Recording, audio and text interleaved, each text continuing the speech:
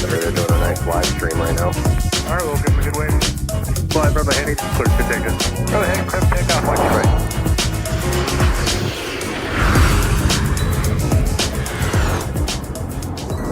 Happy Monday, everybody. Welcome to the Twin Cities of Minneapolis and St. Paul, Minnesota. We're ready for some live plane spotting at MSP International Airport. Are you ready as well? Welcome to our broadcast of aviation action from the aircraft viewing area here at MSP Airport as we get underway this afternoon. I'll tell you what, action is all on the 30s under some marvelous fall conditions as we continue to roll through another week in October.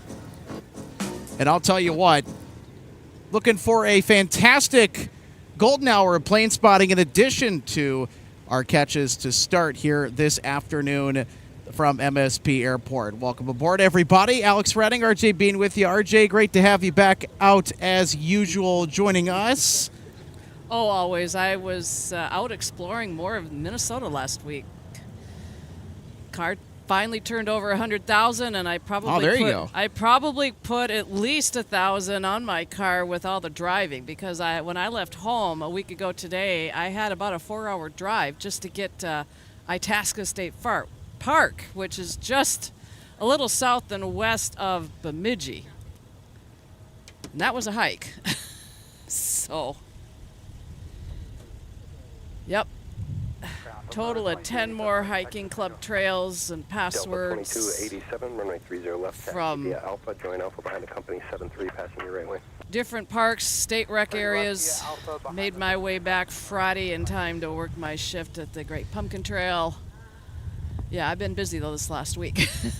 But Well, then turning around and coming to do this here today on short notice. Yes, I got home, late Friday night.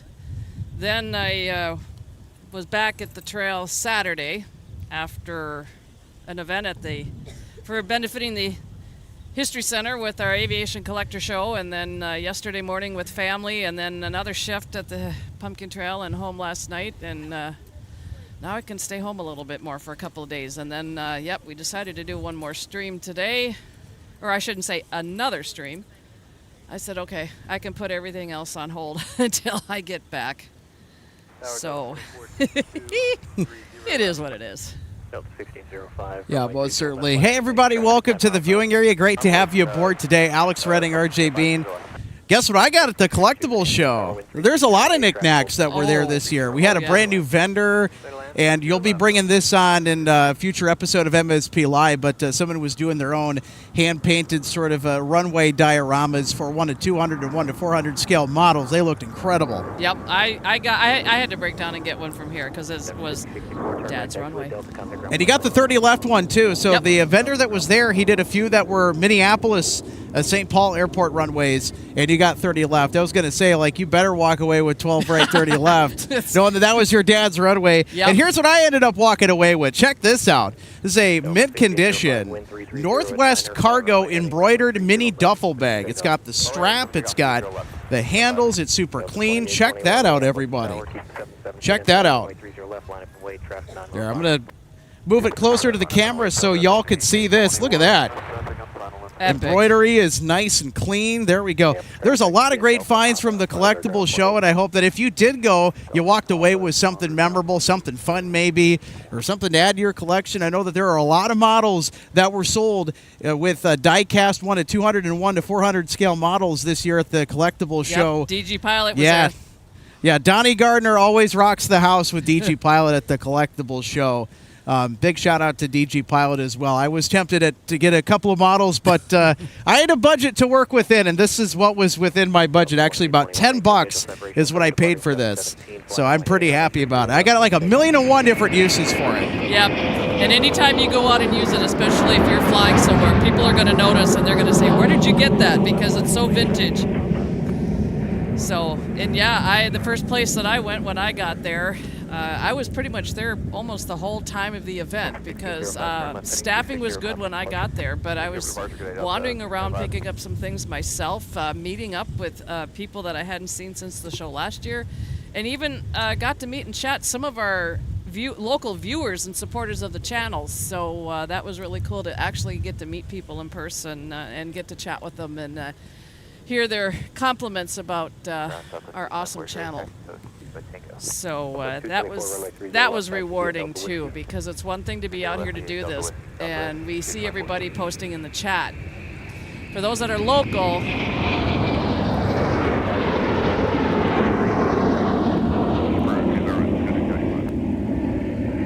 it was a chance to get to meet in person.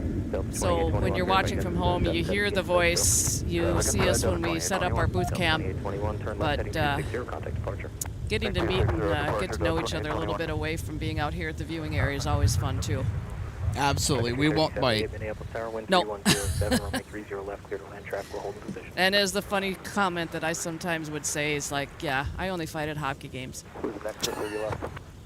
All in good fun, because when my mom and I were going to the Lightning games, and if things got a little ugly on the ice, you know, we had our little ugly fun in this, where we were sitting, and then I'd always clean her up at the end. All in good fun. Chance we'll be released early, or get an earlier edict, or do you think we'll be waiting? The Sun 56, you can expect a little wait at the end.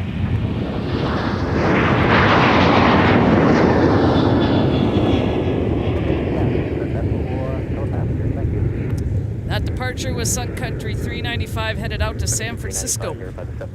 And as I turn back and look at T2, we do have Gopher Pod here currently. So since the 30s are the only two runways that are active, then we should, depending on what their flight they're operating today, we could get their departure. Looking forward to it. And we'll have fantastic lighting the entire broadcast, so it should be a lot of fun. Well, I know one thing, Alex, as I was exiting 494 to get over here to the viewing area. It's such a clear, sunny day today, blue sky, of course. Have a great view of downtown Minneapolis from the airport here today. We'll take a look at that in just a second. Here we got another arrival on 30 left.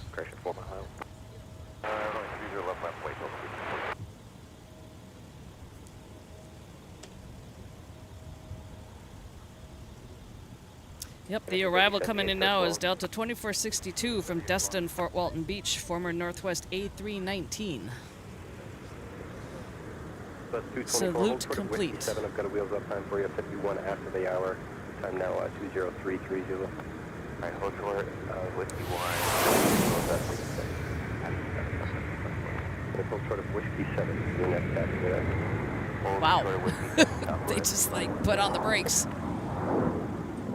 Literally. 1542, wind 310 at 5, fly runway heading, runway 30 left, clear. They must have been light, huh? Rolling now, clear for takeoff, runway 30 left, Delta 1542. Yeah, or somebody just wanting to get off at the intersection that they want to get off.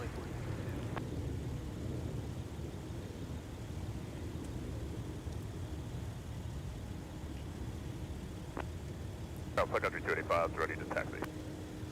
Well, our next departure has rolled. It's Delta 1542 headed to Las Vegas. 30 right, Delta short, 30 left, Country 285. Country 285, let's do this. Delta short of whiskey for me for now. Okay, Delta short of whiskey, Country 285.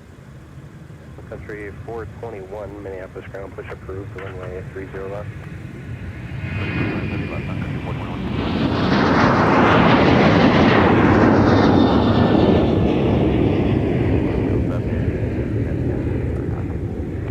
And with just the 30s active today, it's going to be fast and furious with arrivals and departures utilizing the same runways. Delta 1542, turn left heading 260, contact departure. 260 on the heading and departure, Delta 1542.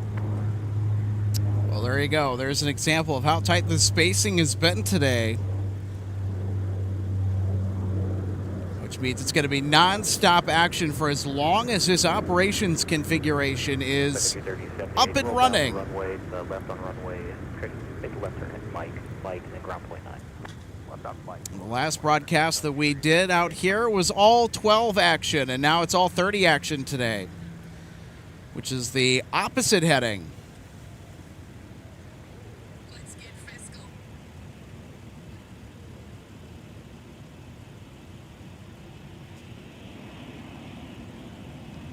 Delta 2287, wind 330 at 6, fly runway heading, runway 30 left, clear for takeoff. Runway heading, clear for takeoff, 30 left, Delta 2287. Bravo. All right, so RJ, we're going to get a mic taxi. Oh, I do have my jacket with me, but I On the other side here. I don't know if I can make this one. I think I'm going to have to Nah. pass. I'll let you make the call if we're going to try to do a getaway Nah, we'll today. just sit back and watch them go. Yep. They're always fun trying to get, but it's, we don't necessarily have to try to get all of them.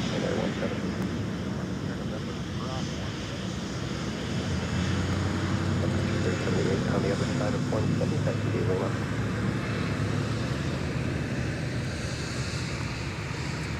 Ground 25.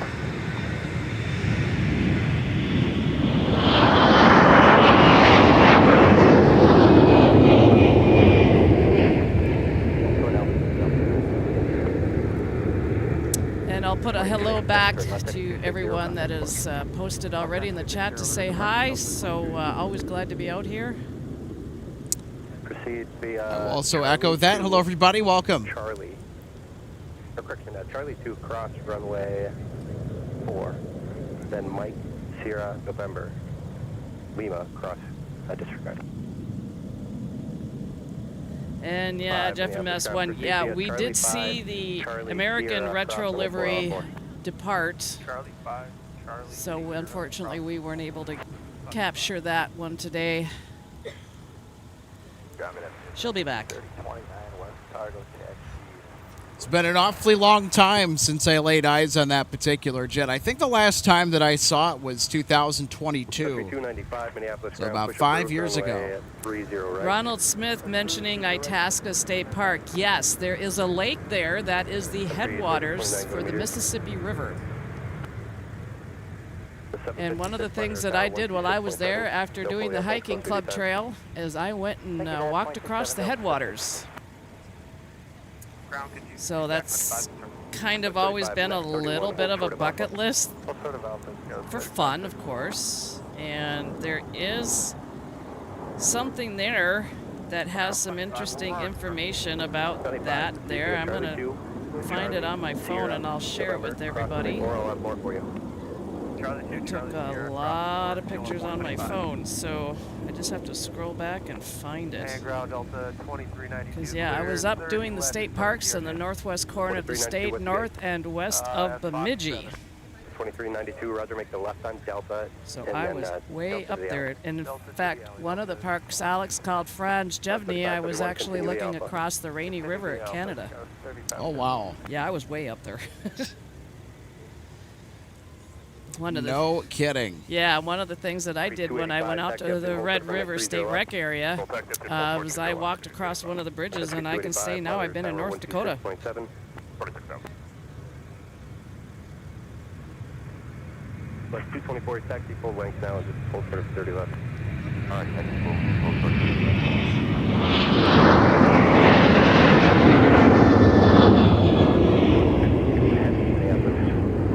Ground, Whitford, here, disregard full position. So I found my picture of what I think at one time had actually been part of a tree, but it came down for some reason, and they left part of it up, and they've carved into it some information as it relates to that area being the headwaters of the Mississippi, because you could still actually tell where the roots had been for that going into the ground. And I know I brought my Taz and one what had been Mom's Donald's and took a picture of it at the bottom of it. Yeah. So what it says there, it says here, 1,475 feet above the ocean, the mighty Mississippi begins to flow on its winding way, 2,552 miles to the Gulf of Mexico. Taxi via Delta, hold short of runway 30 left. 30 left via Delta, hold short of 30 left, Sun Country 421.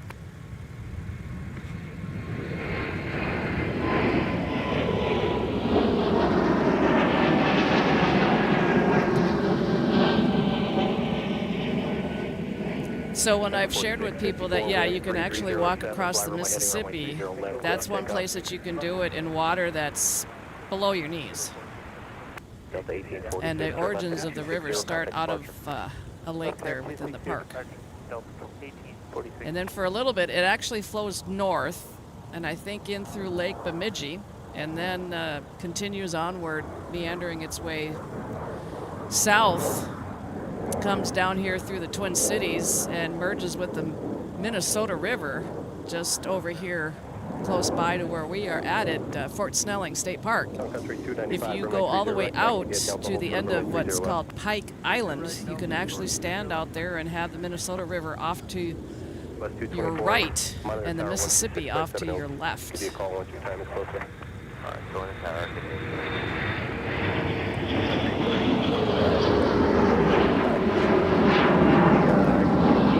Runway 17, then join Mike. Correction now, whiskey. Take a left at Mike. hold And short that runway is 30 Endeavor left. Air 4654 headed to Columbus. Alright, 30 right. Come on, stand on whiskey, Mike, hold short. And I found after I got up there, Alex, that Itasca has a fire tower, but I ran out of time to do it. Monitor ground point 8. Bummer. Yeah.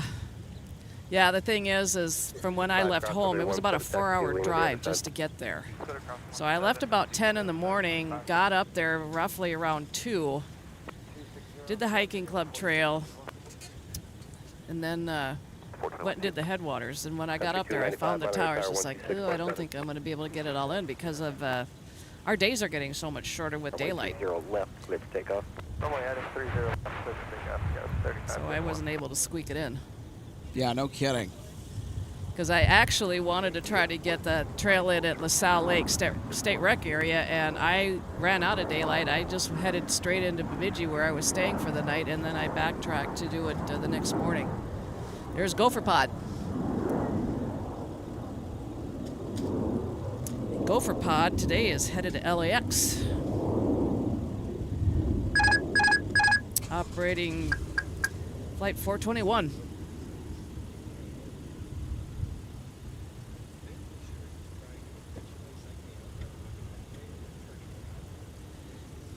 And with my schedule and what I was out doing on Saturday, I know the Gophers played a home game on Saturday. Do you know if they won? I think they played, what, Purdue? I have no idea. I'll have to go back and check that. I was following the other scores from that day, including the Hoosiers of Indiana walking into Autzen Stadium to defeat the Ducks. Yeah, the Big Ten is not just the Big Ten as it used to be. Oh, no. Country 421, appreciate it. Country 421, roger. Southwest at the end, has our wheels up, time is 5-1. Roger, we take whiskey 2 at that number.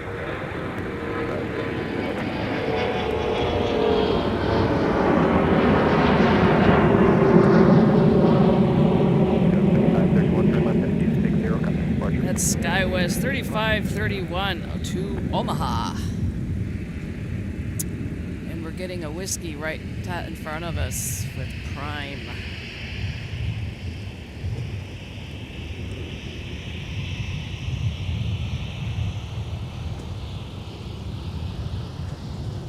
Of course, that's operation by Sun Country. They're going to be headed to Baltimore, BWI.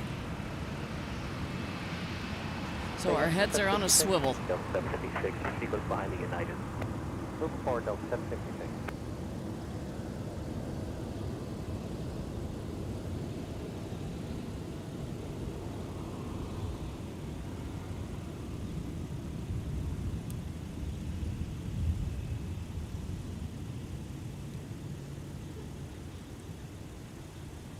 So they're going to hitch a slight left on a taxiway Mike, away from us, though. United 1531, Minneapolis, runway 30 left, line up and wait, traffic. Oh, Alex, Max Fire is asking, why just the 30s today? 31. Sun Country 3023, Minneapolis Tower, wind 310. Because the wind's favorite. Position, runway 30 left, clear to land. The set of conditions that we're working with, the controllers have decided that we are United 1531, going to be in a north flow today.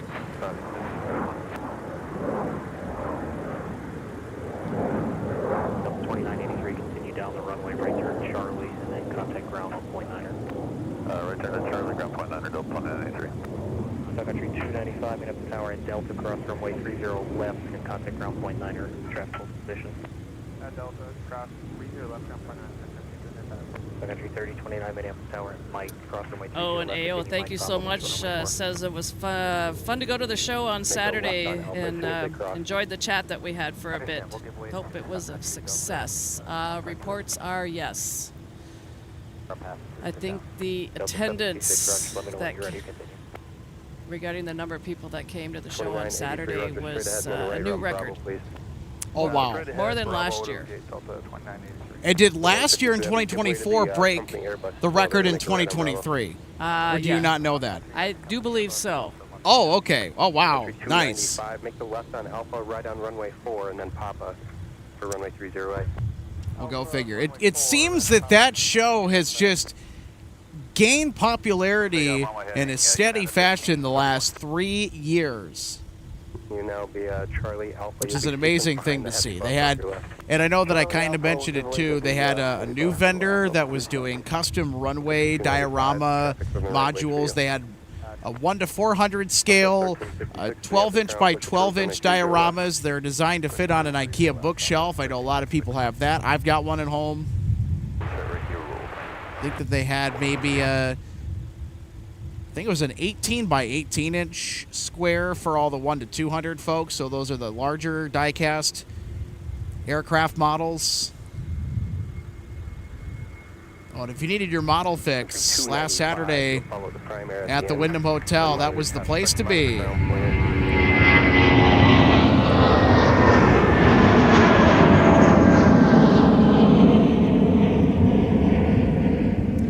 United 1531 headed over to Chicago.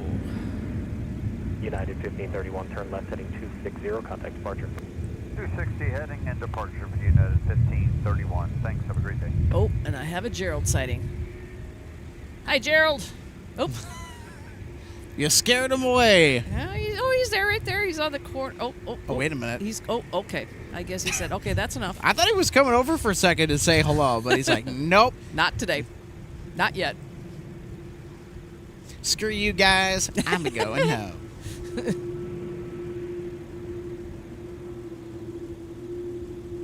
All right, Delta 152 Heavy to Paris is strutting its stuff. Headed to 30 left. They'll be departing here in about a couple of minutes. With some A330-300 material. Nice. Former Northwest Red Tail. That even makes it more nicer. Well, see the registration here. According to Flight Radar. It's a Delta A330. It was a top-up order off the original batch of Northwest 330s that Delta made following the merger with Northwest in 2008. Oh, Max Fire, thanks so much for that update. The Gophers did win by a touchdown on Saturday. And also shares the Nebraska, of course. The Huskers are coming into Minneapolis and playing the Gophers on Friday night. Should be a fun game. I'm actually going to be more than likely going to a Gopher game this year. I'm actually going to be going to the Minnesota Gophers and Michigan State Spartans football game at Huntington Bank Stadium. It should be a fun contest. Yep, final score Saturday was 27-20, so a one score win. And of course the Vikings have been off to that. They will get back to playing on this upcoming Sunday. After playing the 2 games in Europe, they've had a bye week yesterday. Yeah, well, they had a nice comeback win against the Cleveland Browns. Gopher Pod on the roll. Here we go.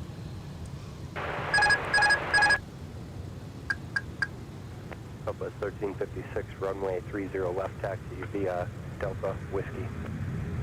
0 left here, Delta.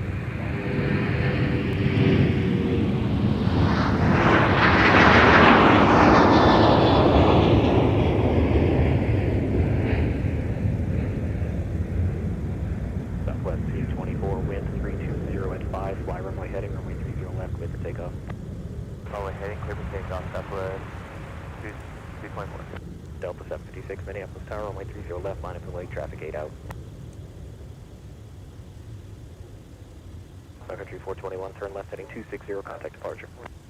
Block, I believe that's Sun Country 421, left turn 260. Yeah, in regards to the additional chat about the Mississippi and Itasca State Park, one of the parks that I hit up on my list, Alex, was Lake Bronson. And that's up in the northwest corner of the state. The lake there has been drained because they're working on a dam. And there is still a little bit of a meandering river or creek that's kind of flowing through there. But it was really interesting to see that lake empty. Take a look at our instant replay here of our Gopher Pod departure off 30 left.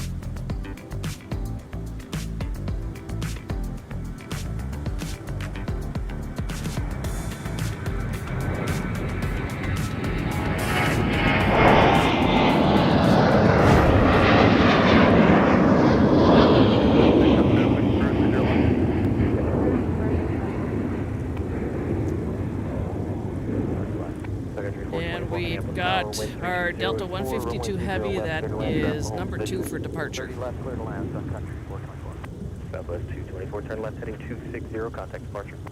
Left 260, switching. Southwest 224. Going Bravo, short of Alpha 1.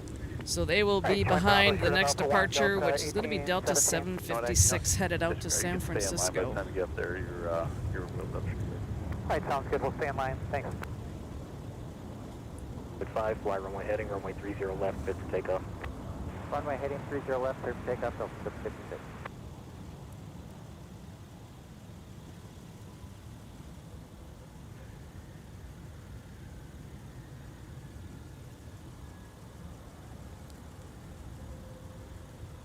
Sun Country 424, you got a 40 knot overtake, traffic 3.5 off your nose. Alright, we're flowing.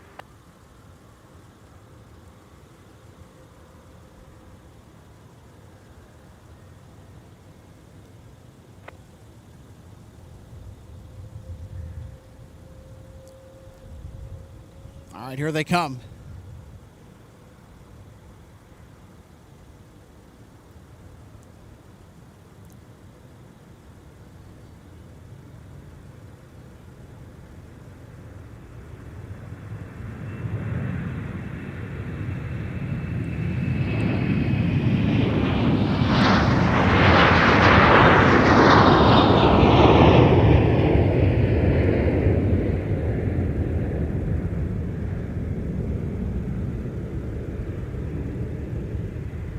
Delta 756, turn left heading 240, contact departure. 240, going departure. Have a good day, Delta 756. Delta 756, direction 260. Stopping at 260, Delta 756. Yep.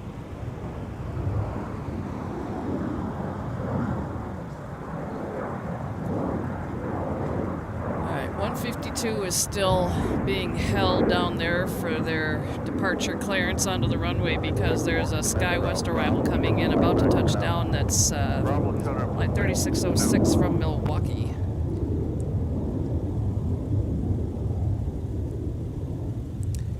How about that bank angle from Delta 2594 outbound to Philadelphia? It's on the north parallel, 30 right. Fun stuff. I love those looks. Force pass behind the exiting and we're at Delta. By the way, there's going to be a newer addition to our Monday slate of departures here at MSP Airport because I was kind of looking at it here this morning. We're going to get a UPS 767 departure to Lubbock, Texas tonight. Well, I noticed as I was coming over here. How interesting is that? Yeah, there's right at the moment, there's a total of 6 aircraft that are parked behind us for FedEx and UPS, 3 each. So they're, getting loaded up to head out somewhere.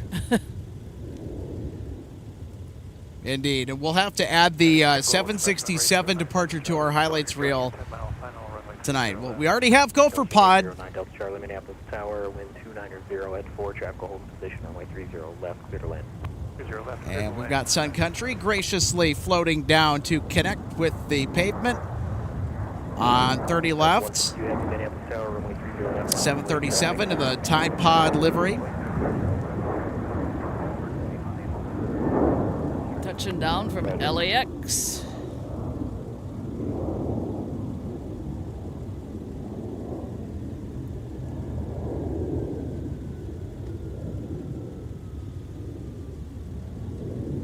Sun Country 424, turn left Delta, continue via Delta, monitor ground point 9.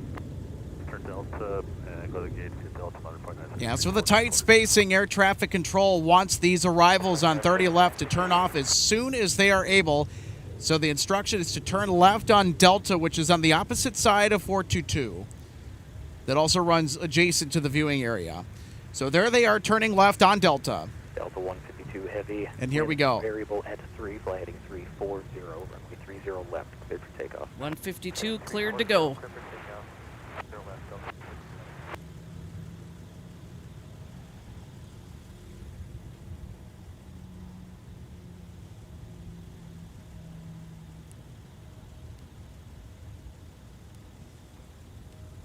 Gulf Stream 8 Delta Charlie, caution wing turbulence, departing heavy Airbus 330. All right, everybody, volume up. Salute commenced.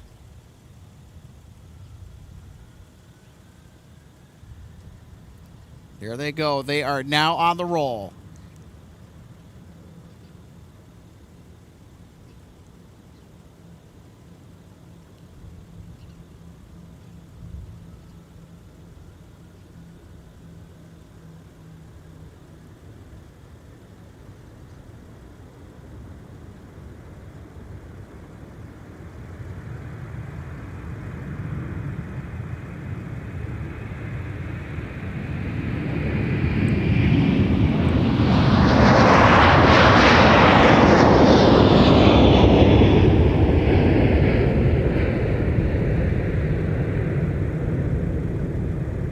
I'll never get enough of that. Hello, United 78, make the left, I guess, Charlie to Papa. 2298, Memphis ground, what's the gate today? Echo 10. Roger, taxi Papa, just taxi in behind the Sierra. Papa behind the RJ, United 2298.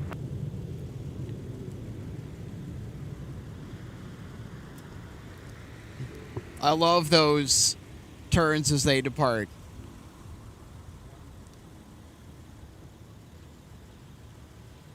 All right, well, we really don't have a break in the action. We have more arrivals and departures on the docket as a small conga line has materialized for 30 left departures, trying to queue up to get out of here. And we have another flight on the inbound arrival, about to touch down. Yeah, I don't have any flight information on this one, but I do have the aircraft type. It's a Bombardier Global 6500. Delta 317, It Minneapolis. would be runway 30 Bombardier. left, line up and wait. Oh, yeah. You got to remember it's French. Right, yeah, I keep forgetting to pronounce that correctly. No, it's all right. You'd be surprised at the amount of people that would not have necessarily guessed at first glance that that's how you pronounce it, but yep. It's pronounced Bombardier. Well, I'll tell you, when I did the one day on my little trip, when I did Zippel Bay, Franz Jevny, and Big Bog in one day, I had to learn how to pronounce Franz Jevny because of the way it is spelled. Yeah. So... And the more I get out and do these trips, Alex, the more I'm finding that Minnesota is a big state. Delta 317, wind 340. It's an extraordinarily beautiful state, especially if you love the outdoors, if you love camping, any sort of out and about activity in nature, with parks, maybe something local to do. I mean, Minnesota's a great state to do that. We have phenomenal state parks that, if you don't live here in Minnesota and you're watching us right now, hey, nothing's stopping you from getting on your favorite flight booking service or going through the airlines and scheduling a trip up here to MSP. If you live far enough, that would constitute paying for a plane ticket, or if you're close enough, just make the drive over and check out a state park or something. Yeah, come on and visit. especially because we'll have fall colors in swing down here in the cities hopefully soon. I know up north 17, wind 320. they are starting to see some of those gorgeous Hey, fall fly runway, canopies. Take off 30 left out 18, 17. Clear to push for Delta 1.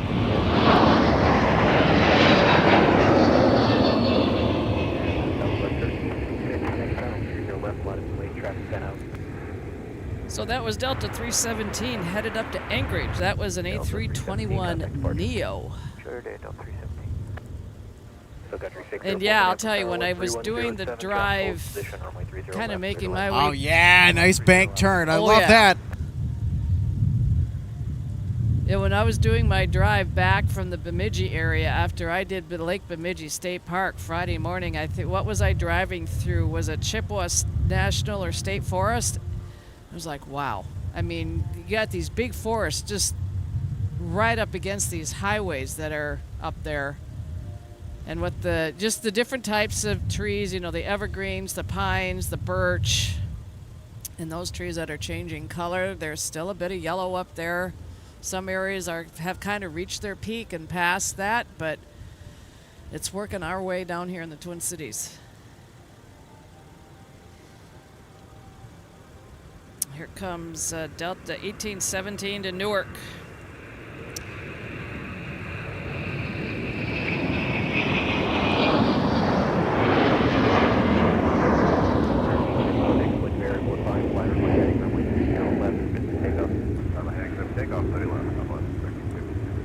Endeavor 4690 Minneapolis Tower, runway 30 left, line of way, traffic 5 mile final.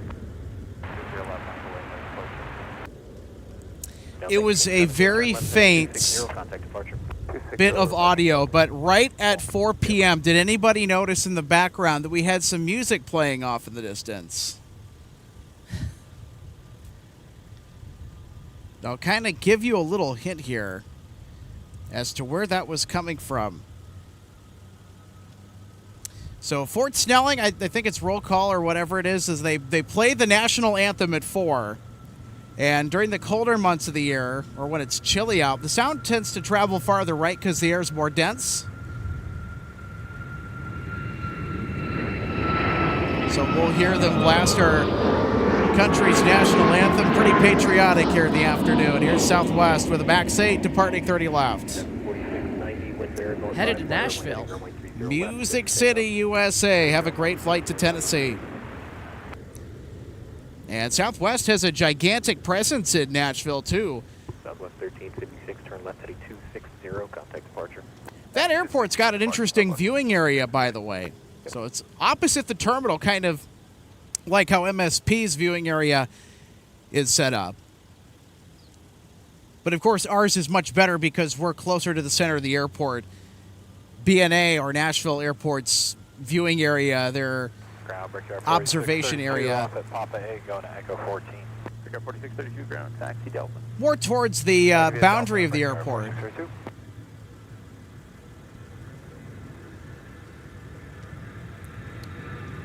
Was checking it out a couple nights ago. Pretty interesting.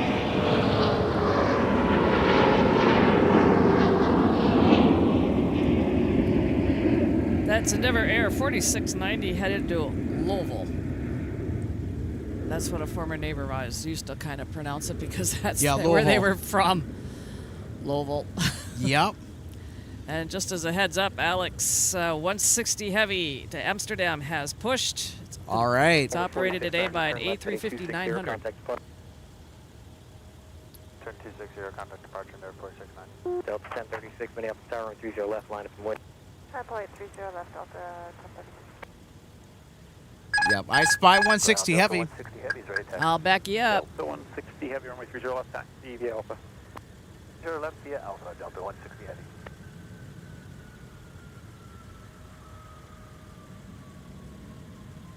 And we've just had a Sun Country Tide Pod arrival from Phoenix, flight 604.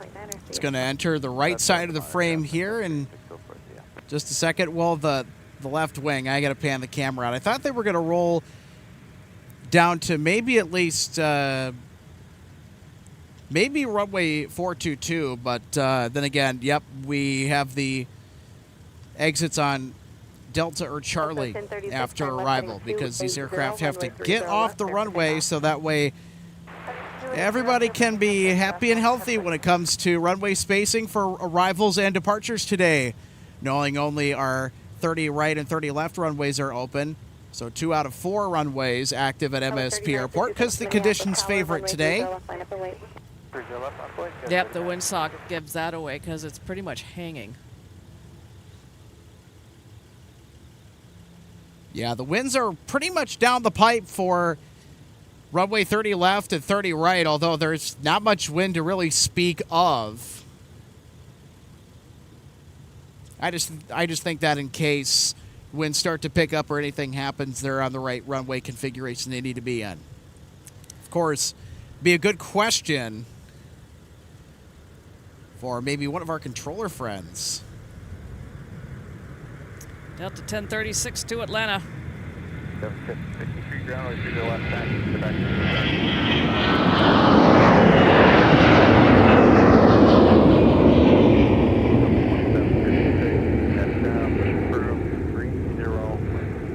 Push through 30 right, now 2756. Want to double check our edict is still 2138. Hey, firm 213. Okay. Further left heading 260 and contact departure. Good day. 260 departure Delta 1036. Next up, we got SkyWest 3966 launching for Memphis, Tennessee, and then we'll have, I think, 160 Heavy will be getting off of 30 left here at the A350-900 in just a moment.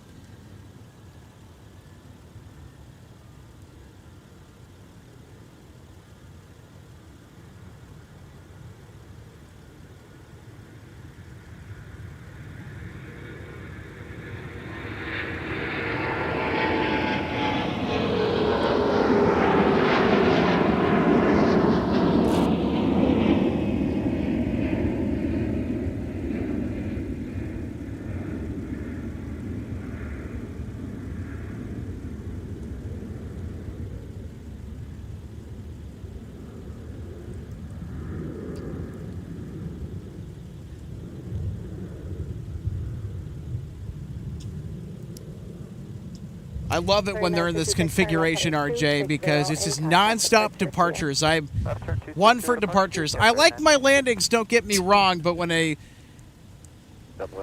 given the choice between if I would rather spot departing traffic or arriving traffic, I'm going to take the departures. Oh, yeah, that's a no-brainer.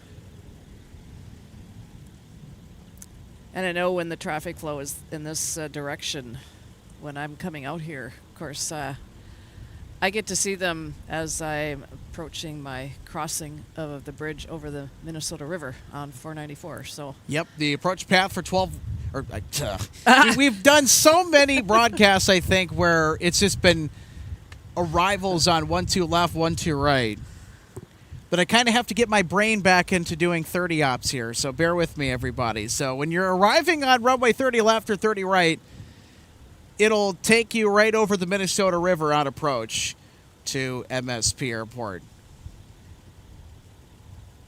Yep, we have that valley for the river there down there at the end.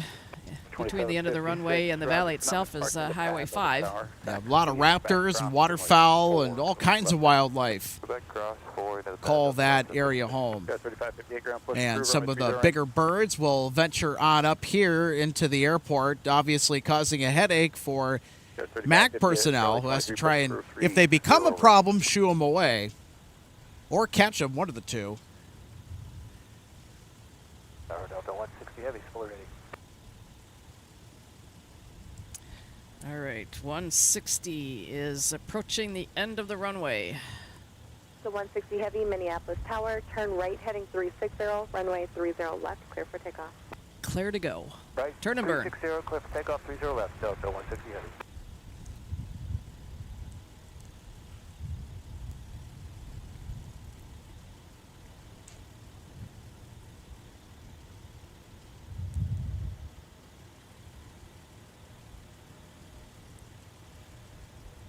So 160 Heavy, they are not even lined up with runway 30 left. It's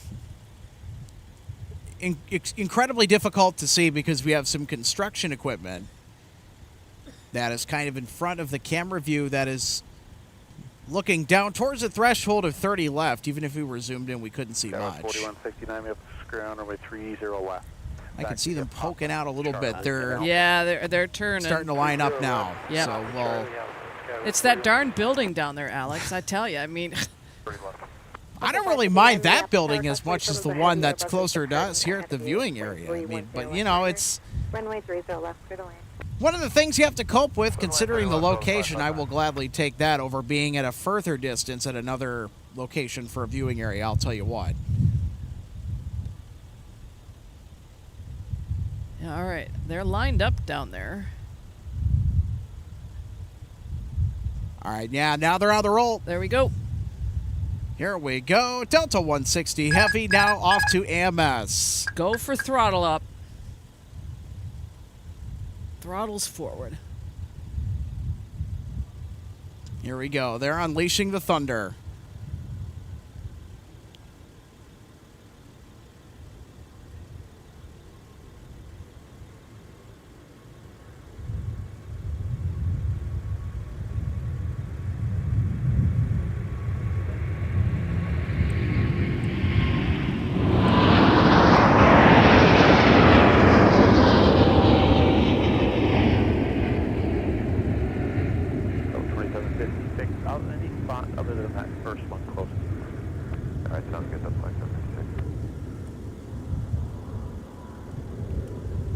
Delta 160 Heavy, contact departure. Have a good day. 160, good day. Speechless. 2756, just planned to taxi, start taxi again at 28. So in time now is 12. Copy. Yeah, Alex, getting back a little bit as it relates to the state parks. I think it was Lake Bemidji State Park when I went in to get my passport book stamped, and I have some things that I like to get in the park offices as much as I can when I'm there and they're open. There was someone in there that was paying for their pass for the day, but they had been paying for... Oh, yeah. We're going to take another look at our okay. Delta A350 departure. This will come first. You know, we do the instant replays for the arrivals, and I'm like, well, you know what? We'll just do them for the departures as well.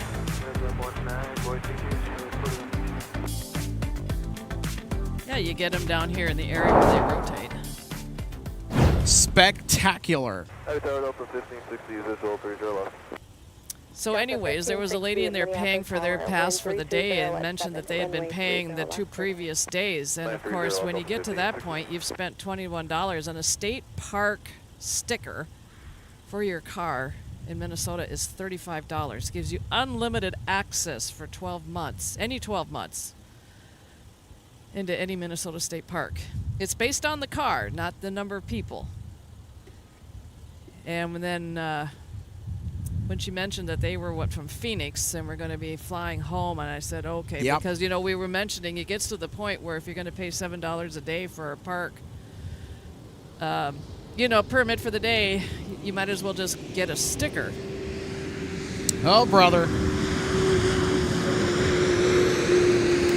Not the fuel truck, one of the comments that I was reading here, they were going to pull up. Oh boy, AO, one of our great members, asks us, have you also spotted snowy owls from the viewing area yet? Oh, we're there now? No, it's all good. Now, we caught quite a few of them earlier this year when we were broadcasting. That was pretty fun. I enjoyed seeing some snowies out here. Gorgeous animals. Yeah, those birds have had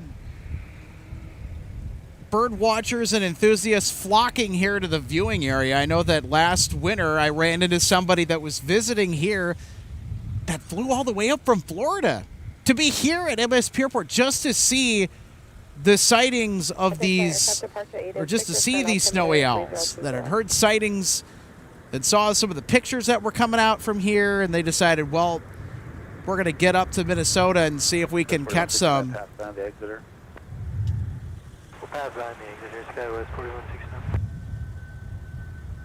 Delta, contact ground. They do quite like the airport. Delta, ground point 9 or Delta 59. Have a good one.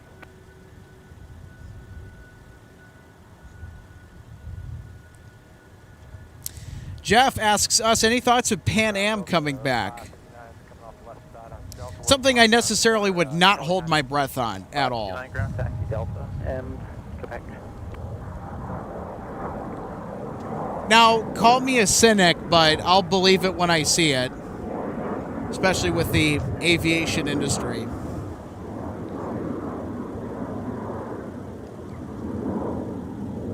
Ground 3558, contact departure, good day. Bravo. For now, we wait for. Oh, Alex Maxfire is saying, speaking of Philadelphia, anyone have an idea when the Eagles will fly in for the game? That's right, the Philadelphia Eagles will be arriving here in Minneapolis on Saturday. I'm expecting a late afternoon, early evening arrival. And they use American Airlines to charter themselves. And in the past, it's been a 787 Dreamliner. I think the only team in the National Football League that gets a 777 charter has been the Dallas Cowboys. And I could solidly say that the Cowboys are still riding around on that, just from some of the spotting posts I've seen in other groups with sports charters and stuff. You know, it really kind of is a fascinating thing. Sun Country 9063, Minneapolis Tower, traffic is... Then, of course, don't forget, everybody, on the 8th and 9th of November here at MSP Airport, we'll have an Atlas Air 747 Delta 1560, contact ferrying the Baltimore Ravens into town to take on the Vikings. Delta 1560 is off at 30 left air bike. So the Baltimore Ravens are one of 3 NFL teams that regularly charter an Atlas Air 747 to take the team on the road. The other 2 teams are the Miami Dolphins and the Jacksonville Jaguars. So the other 2 are Florida teams. Now, RJ, speaking of Florida, you were a Tampa resident for such a long time, and I know that you're a huge Bolts fan. You're excited they got the win today. Yes. But when you were down in Tampa for the years that you lived down there, were you a Bucs fan at all? Did you root for the Buccaneers? Were you kind of in that camp, or were you kind of loyal to the Vikings? Oh, I've knowing always... that you're originally from Minnesota. Yeah, well, you know, always been a Vikings fan, and I'll tell you, there was one day there was a sports bar that we always used to go to watch the games called Varsity Club.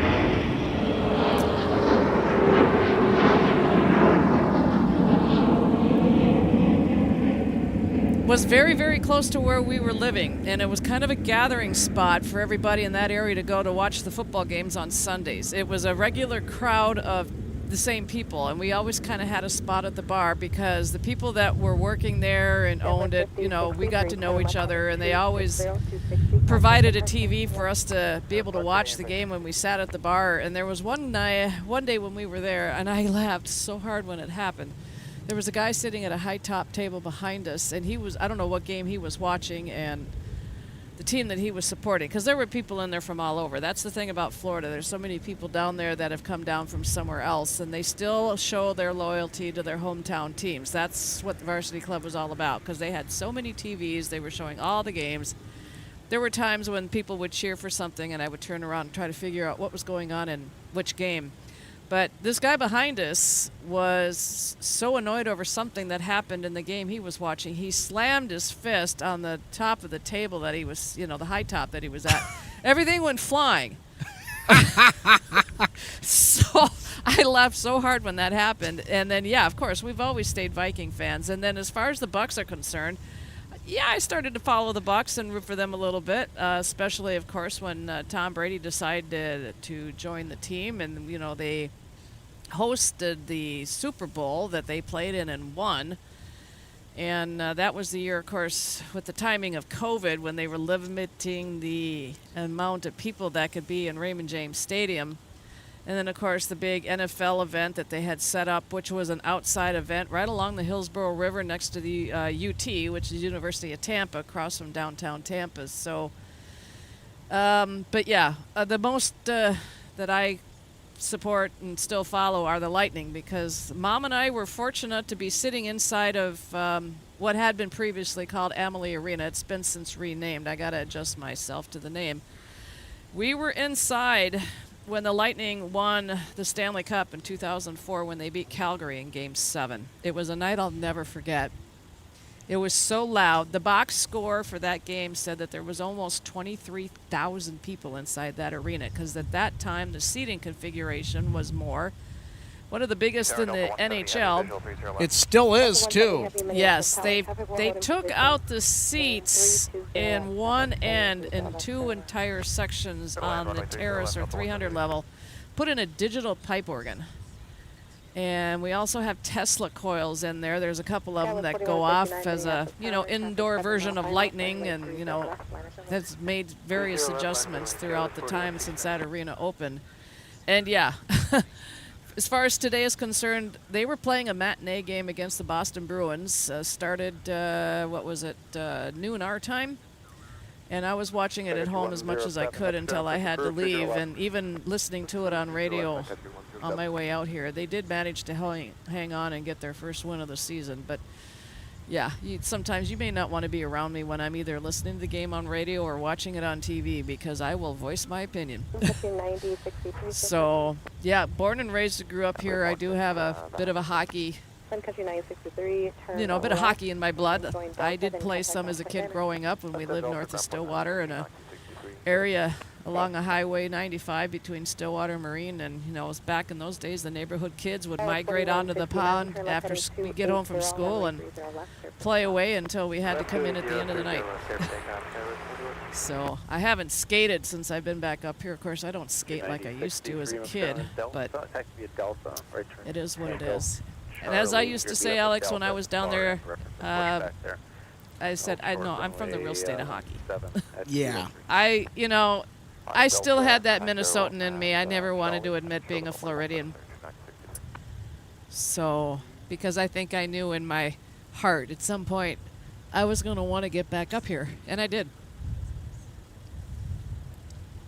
People kind of questioned my decision, and I had reasons for doing it, and when I told them why, then they got real quiet.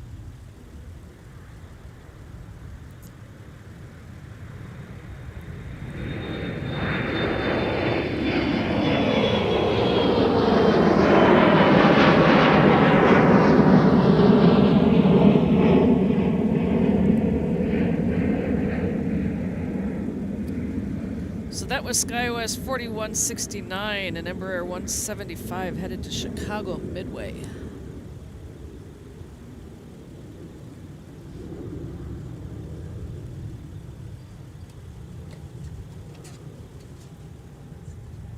And as it relates to my story, I was with family yesterday. That was 4169, turn left heading 260 and contact departure. Yeah. 170 from Seoul, short final.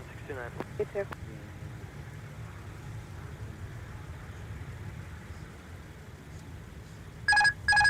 I knew I saw something big coming in on final. As did I. Yeah. All right, thanks. First thought that popped into my noggin was, ooh, we got a heavy. Yeah.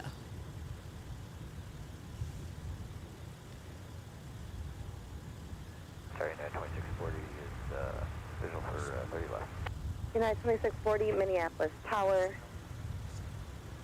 Wind 300 at 6, runway 30 left, further and caution, wait turbulence for a heavy Airbus that just touched down.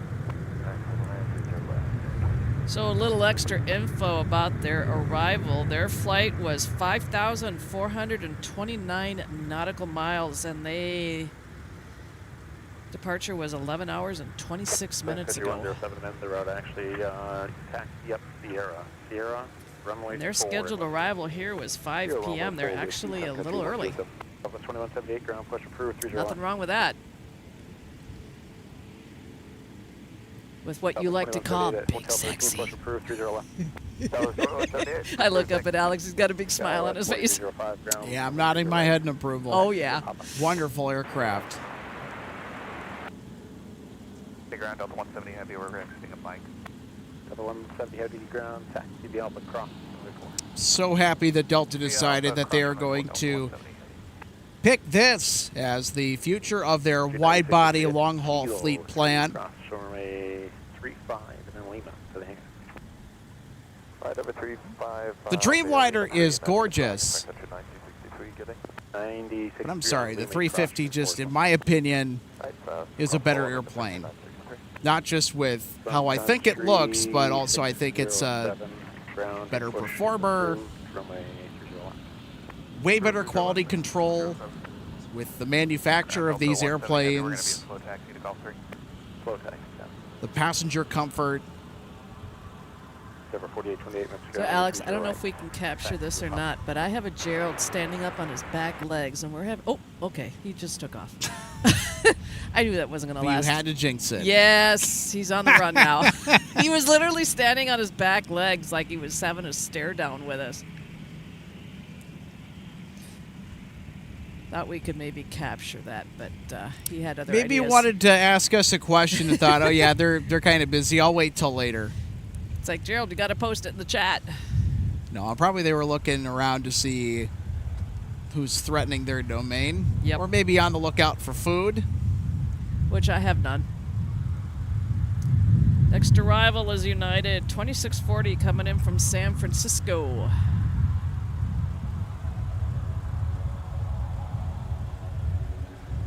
Oh yeah, and speaking of the stickers for the state park, yeah, mine was going to be up for a renewal this month, and yes, I did pick up a new one. So I've just got to swap them out on my car. All right. Because I know when I got back up here in 2022, At 2640, turn right on Delta contact ground. I hear a prop. Maybe 1023 on Mike, cross runway 30 left. And then you probably going to West Cargo, correct? And the Sierra November. We've got a mosquito on the ground Buzz, from buzz, buzz. Bemidji Aviation. They came in from Thief River Falls. That's where I stayed my second night. Yeah, there they are. It's an hour flight. Out of all the things that have changed the landscape of MSP over the last 3 decades, this aircraft and Bemidji Aviation has been one of the constant variables, one of the few that's kind of remained the same here at MSP Airport. So there you go for all the folks who get a kick out of that, out of the Swearingen Fairchild Metroliners that we'll see buzzing around here, nicknamed affectionately as the Mosquito. Well, with the cooler Nicknamed weather. after the official state bird of Minnesota. Just kidding. No, state bird is really the loon. Yeah, it's the loon, but everyone around here jokes that it's actually the mosquito. Yep. The common mosquito. And it's why Minnesota doesn't have alligators, because the mosquitoes would carry them off.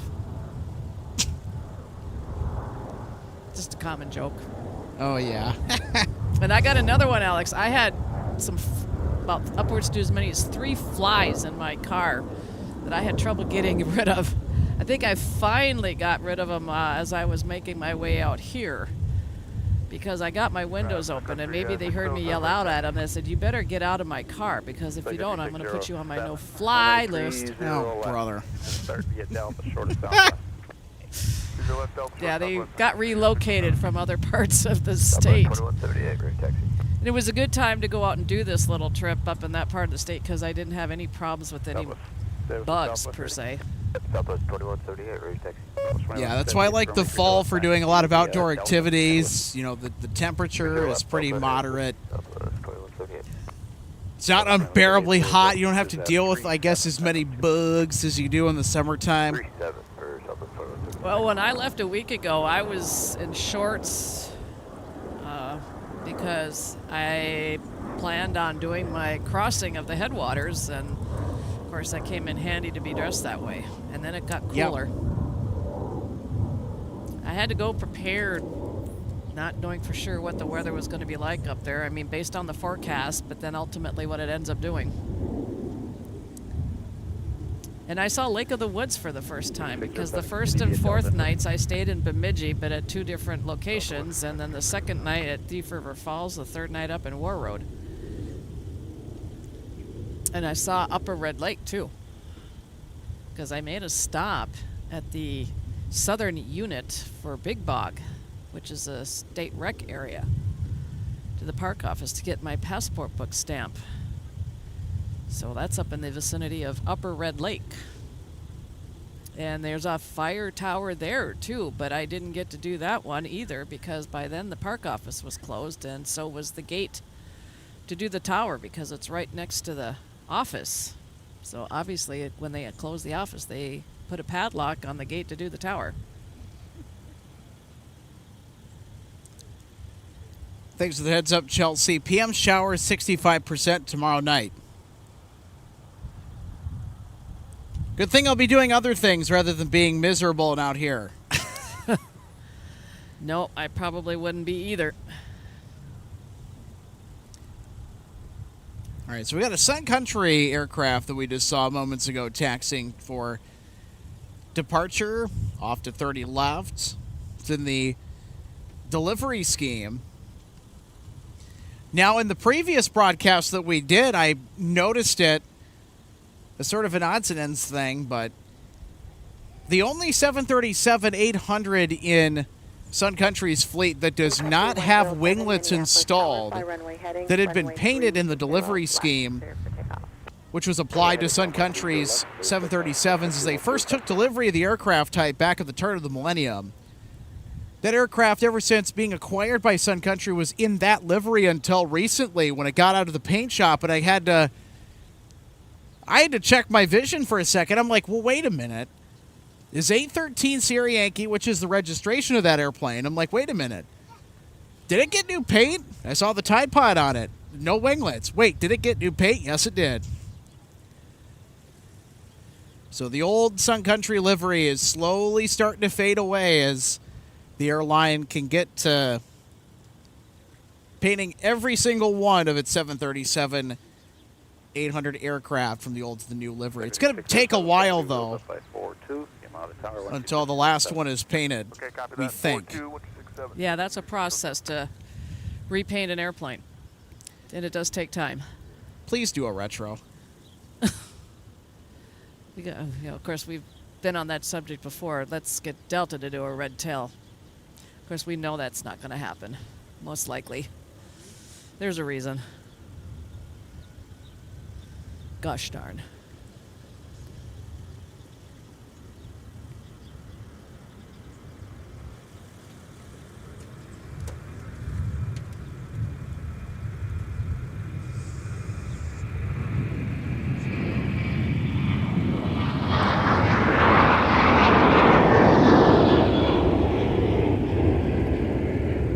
Speaking of Sun Country, that's Flight 107 to Las Vegas.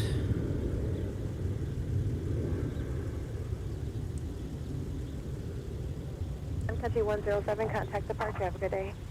Departure Sun Country 107, we'll see you. Approved, runway 30 left. Approved, 30 left, Delta 2057.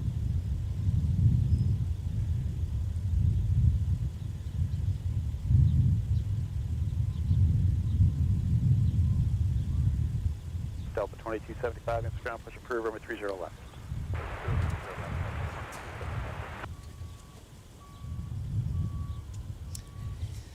All right, everybody, so I have to go offline with the stream here for 1 second. It's a software thing. So We'll be back. Yep, we'll be back in a minute.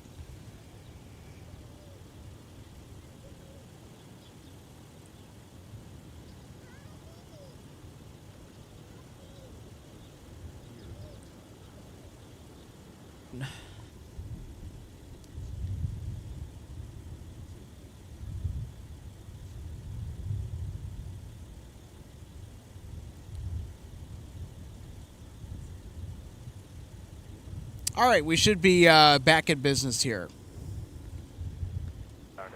Sorry about that. Wanted to make it as quick as I could. Minneapolis Tower, wind 300 at 8, runway 30 left. Forgot to turn on something in the software before I went live. It happens. Lot to keep track of. Yeah, especially since I'm kind of doing continual upkeep behind the scenes on some programming related stuff with our software, so there's a bug or something happens, let us know about it. We'll try and fix it. Whiskey's current arrival ATIS golf, altimeter 3020. Now, when we were away during the runway closure of 12 right, 30 left, that's primarily what I was working on. 2057 taxi. Delta 2057, runway 30 left, taxi via Delta and Alpha.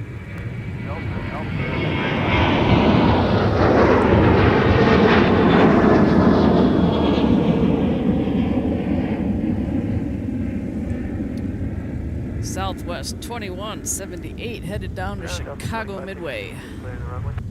2516 ground, join Papa, what's the game?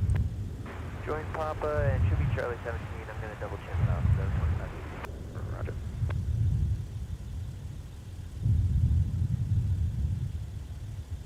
Plus 2178, turn left heading 260 and contact departure, see ya. 260 after departure, South 1206. Okay, Jim.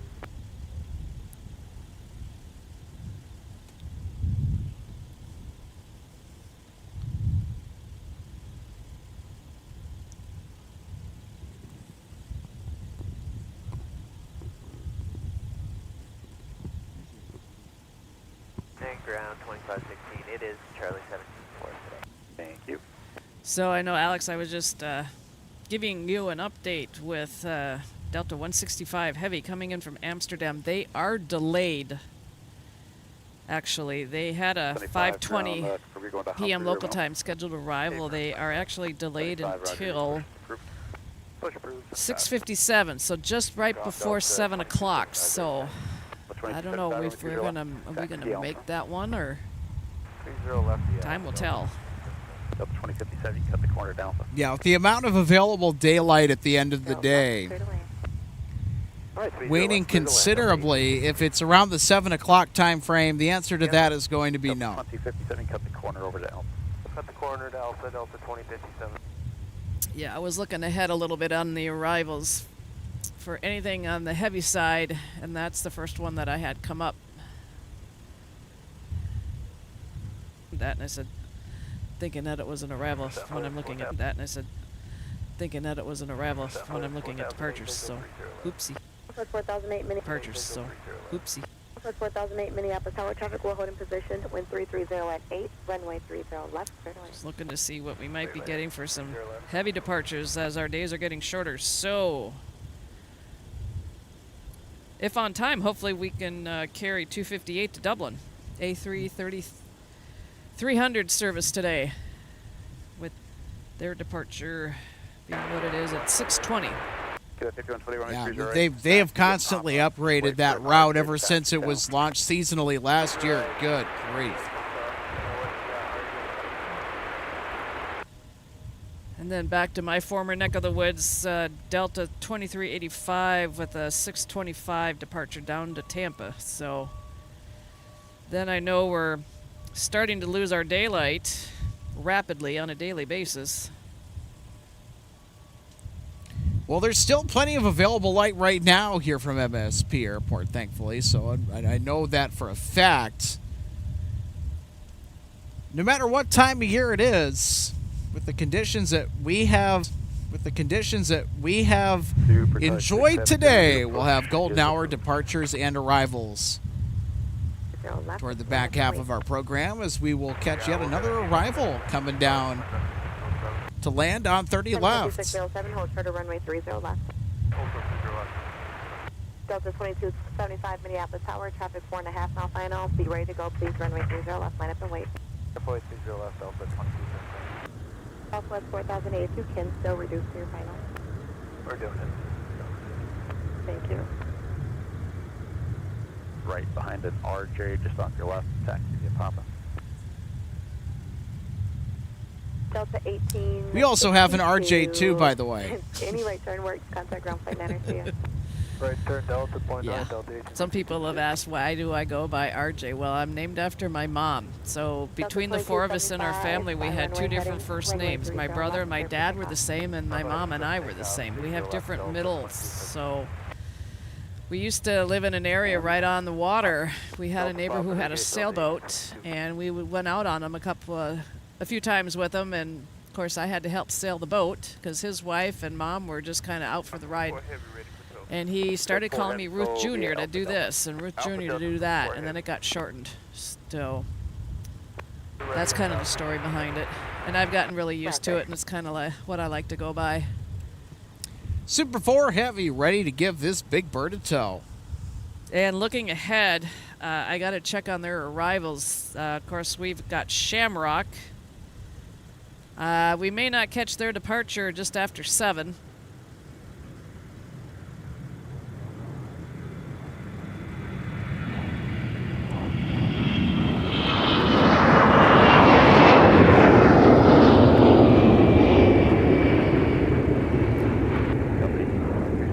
That departure on the north side kind of in the background. The 2275, turn left heading. And then also the departure of Iceland Air back to Reykjavik, scheduled at the moment for 7:30. So we're starting to lose the ability to share those departures because of the daylight and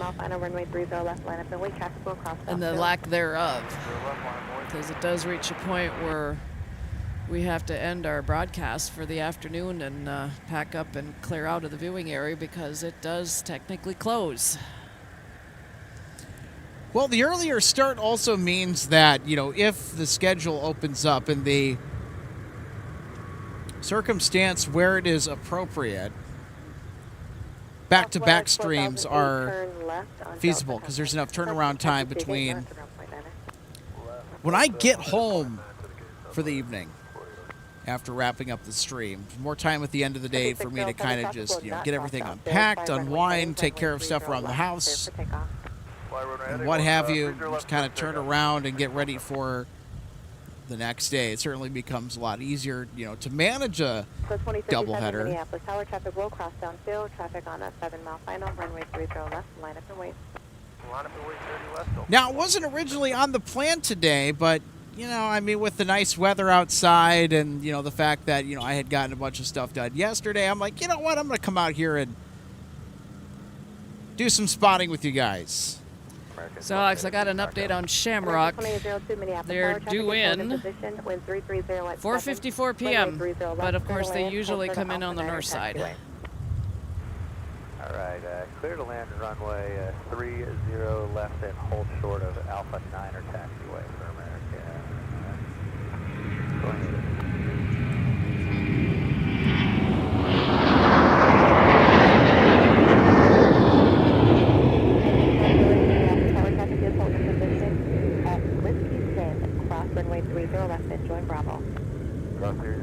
And an update on Iceland Air's arrival from Reykjavik. Estimated arrival, they are en route, also due in at 6:30. Alpha 30 left, Delta 1028. Departure, Sun Country 607.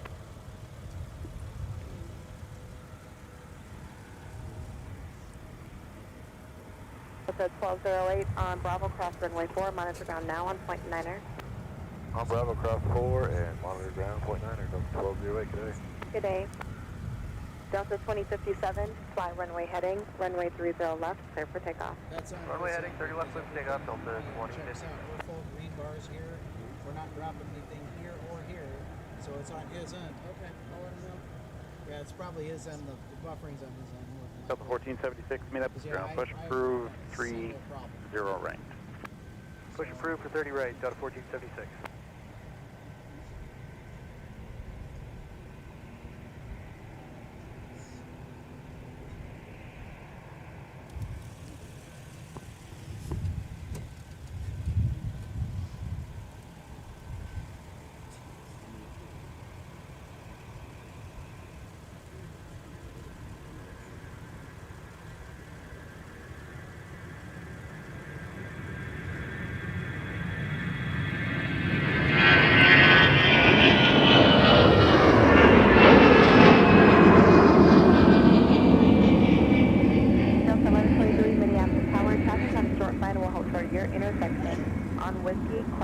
Starting its journey to Indianapolis, that was Delta 2057, former Northwest A320. Oh, I missed out on my roll to rotate salute on that one.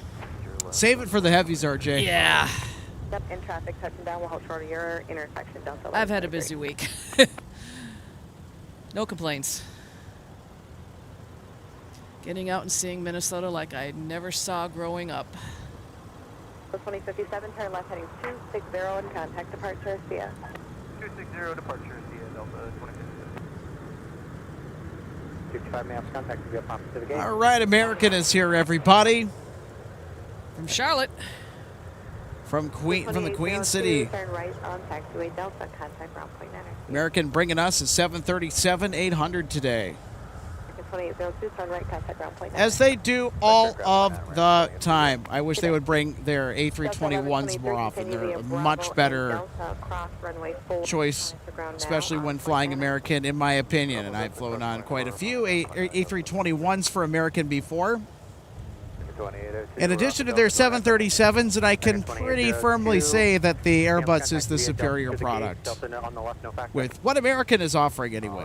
And I know that American is also doing a retrofit with their cabins too to kind of freshen things up a little bit. It's interesting. Like to push off of Echo 10.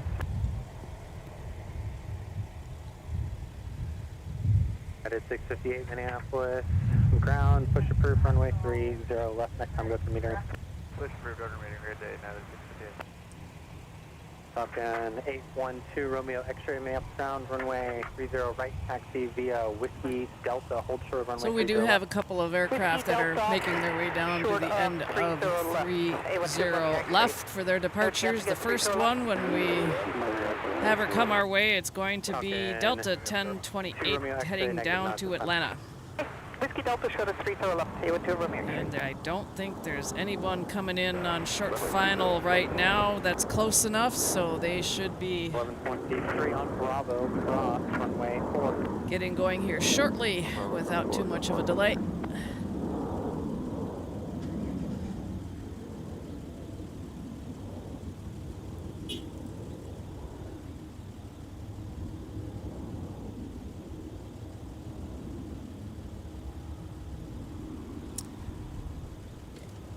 Gonna charge my device that has flight radar up on it. We'll be fed set for just a second. And Varjay, if we want to check in on our folks and see Delta 1476, runway 30 how right, everybody's taxi doing in the via chats. Delta Papa. Delta Papa 30 right, Delta 1476. Well, we got to put a hello back out to Disco D. Hi from Cardiff, City of Wales. Thanks for watching.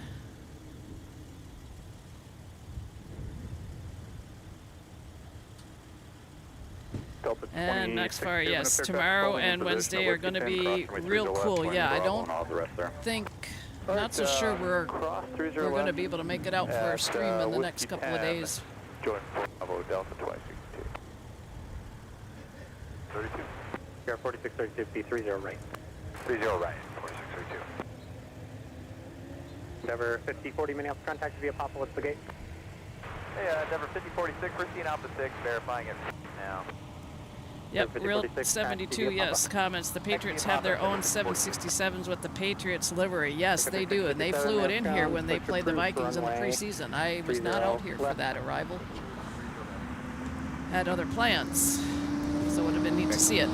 We were actually on hand to catch that. We caught their arrival, and we also got their departure out of the Twin Cities that week. Pretty cool stuff. They had chartered 2 767s. The team plane, and then an Omni Air 767. Yeah, I might have been out doing my other state park road trip at the time before the fair started, so I got a couple of those trips in this summer, so got more of the state covered with my 2 books, so I wasn't out here at the time to get to see it.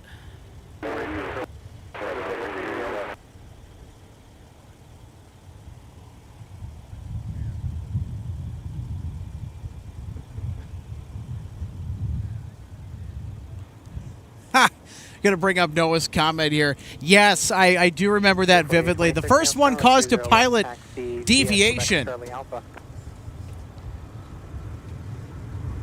They had a number to call, and I bet it was not a very fun conversation.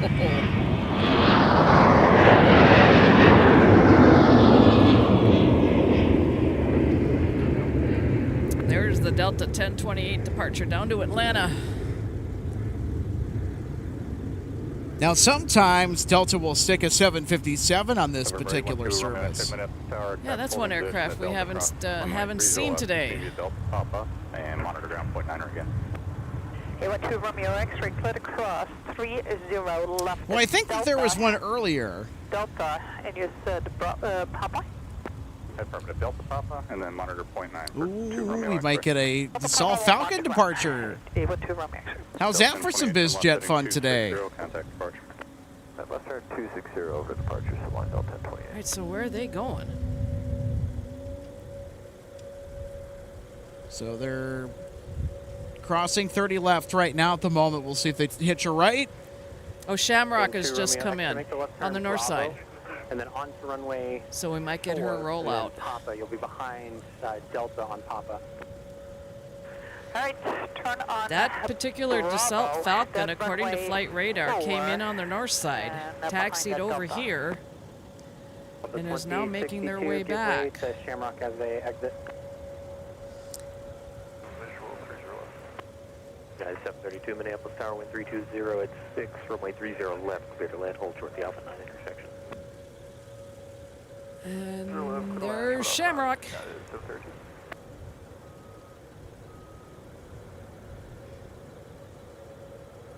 There she is.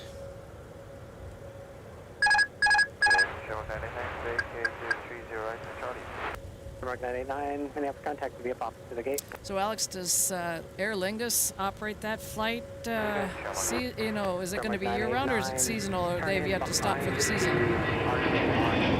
I think it's a year-round thing.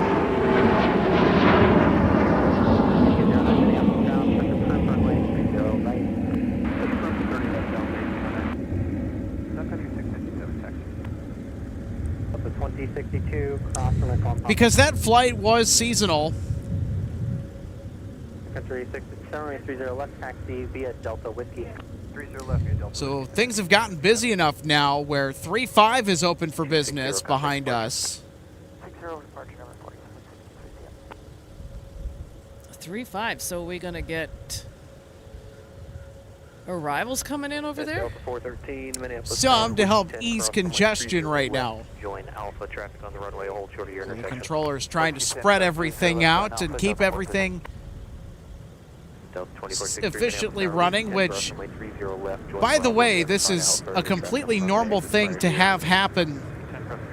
When it gets busy enough, when the 30s are active, I think sometimes, given the right conditions, they will open 3-5 for arrivals as well. So they'll have 3 runways for arrivals and 2 runways for departures, so that way they can get more departures out in the evening. And so the opening of 3-5 is a strategic strategy. And then Sounded very smart, I know. Delta, Quebec to the Delta Papa to the gate. It's a very strategic move to try and keep everything efficiently flowing is what I probably would have liked to say instead. I'm focusing on like 3 different things here, so give me a break, guys. How many things can you do at the same time? Well, I don't know. I mean, when I come out and do these broadcasts, the answer I like to give is, well, I guess I'll find out. Well, I have an old poster that says, life is a daring adventure or nothing at all. Charlie 6, Charlie Yep. Papa now to the gate. Charlie 6. And that last arrival that we were just sharing was Delta 2521 from Raleigh-Durham, former Northwest A320. So we got an A321 Neo taxiing. This is an arrival on 3-5. So we'll see some taxis on the opposite side of 30 left traverse Alpha on their way to T1 or T2. And that A321 Neo is from LAX. Came in as Delta Flight 413. And then not too far behind them is a former Northwest A320 Delta Flight 2463 from Charleston.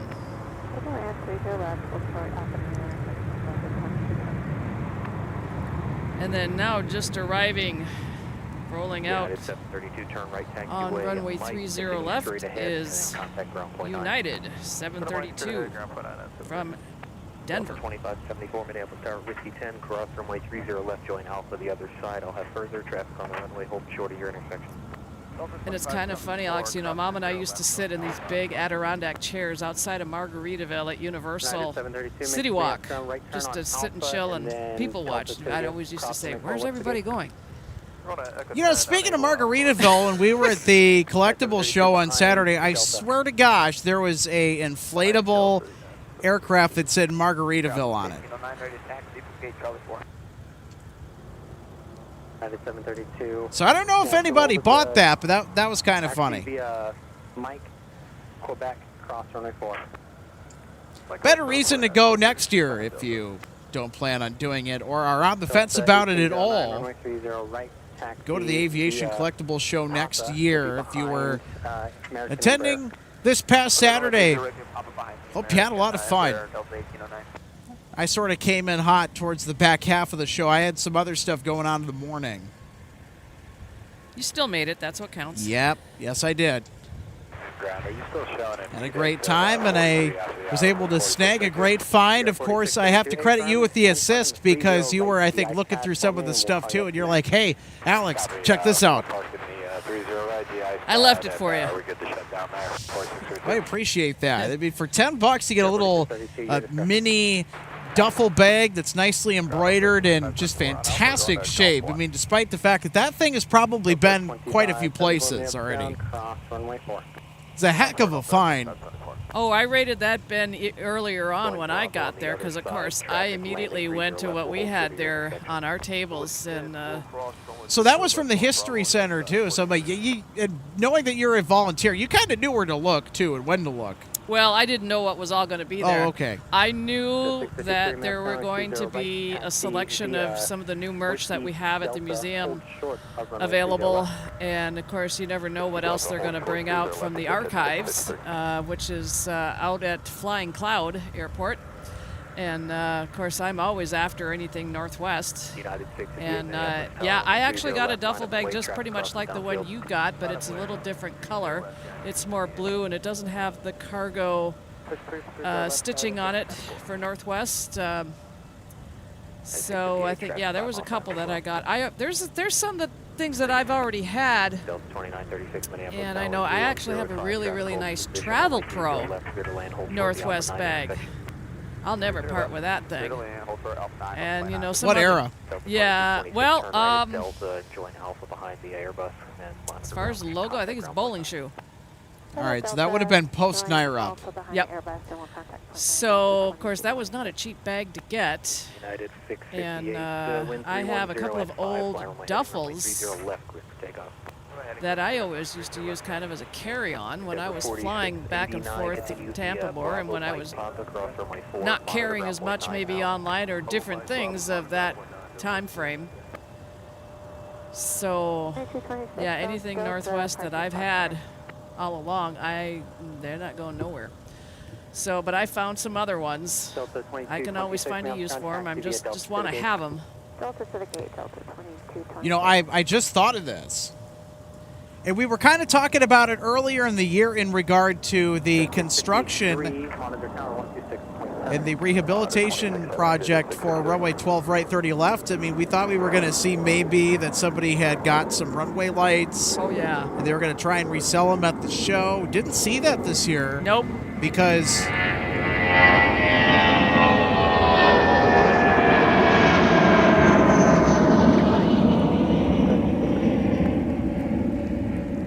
interrupting Airbus, United departing runway 30 left with an A319.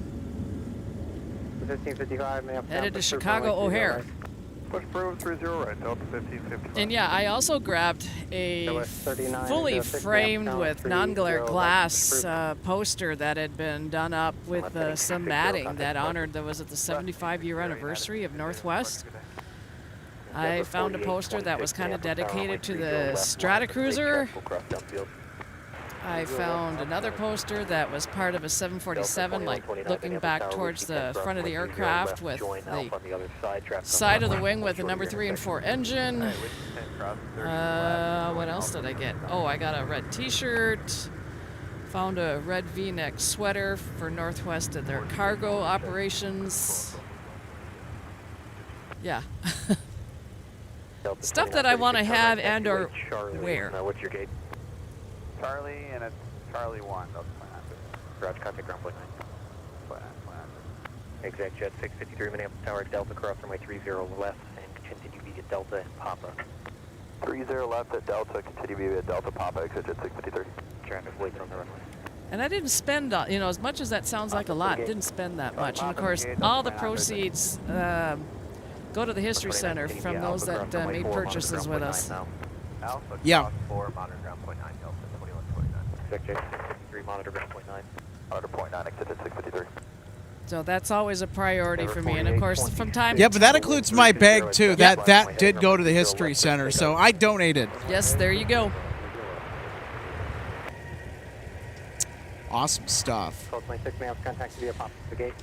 So I'm going to ask this for our moderator-in-chief, Michael Larson, our managing producer, who's kind of keeping an eye on the chat here as well. If we could put a link to the Northwest Airlines History Center in the chat, if we could pin that, maybe the description, so that way our loyal, loving friends watching our broadcast today, they can go check that out when we're done tonight. And check out the merch through the website, because what we have available online is not available in the at the museum. So my Stratocruiser cap, for example, is available at the museum, but it's not available online as far as I know.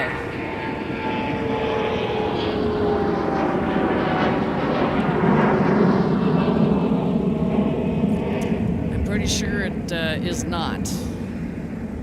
So it kind of runs the opposite. What's available on the website is not available at the museum and vice versa. Zero contact departure. So you hear that. Get to the museum. And talking to Mr. Scott, Alex, it looks like he's working on some new fun merch to, at some point here in the not too distant future, to be released as well. And everything is print on demand, so if you make your way in there to check everything out, and if you see something you like, it's pretty much print on demand, and you'd be surprised how quickly it actually gets processed and shipped out. Join Alpha on the other side. Traffic landing will hold short of your intersection.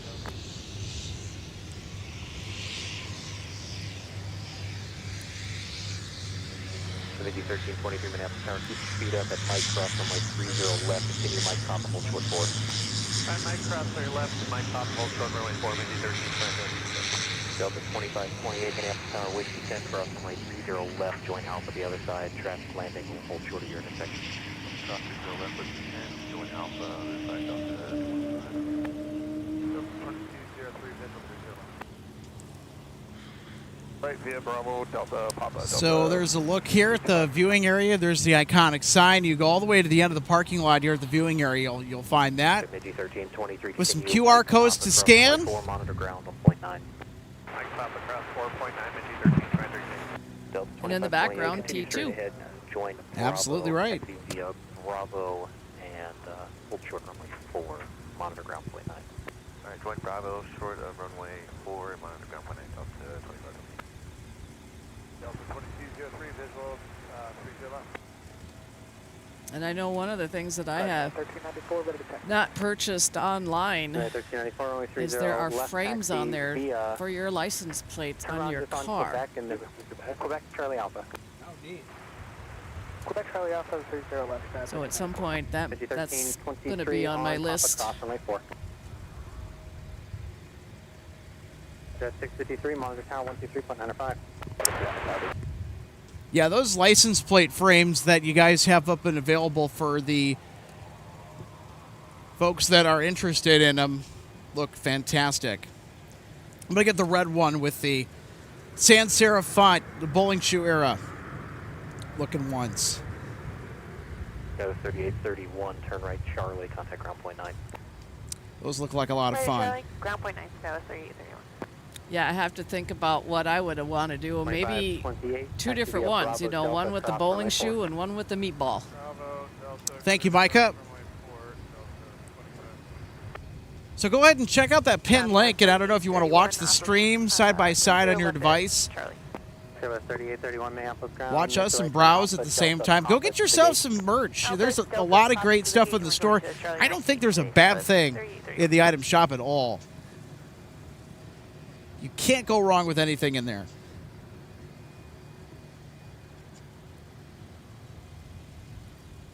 The 1394, hold short of Charlie. Short Charlie, 1394. So 2129, pass behind the Embraer off the right. Yep, Noah, there are great people. I want to give a big shout out to Tim Haskin, who is the director of the History Center, also co-chair Scott Norris. You know, we've tried to get Scott on the program here at least a few times. His work is changing, though, and he talked to me at the show on Saturday. We had a great conversation. It looks like we might be having some guest appearances from Mr. Norris.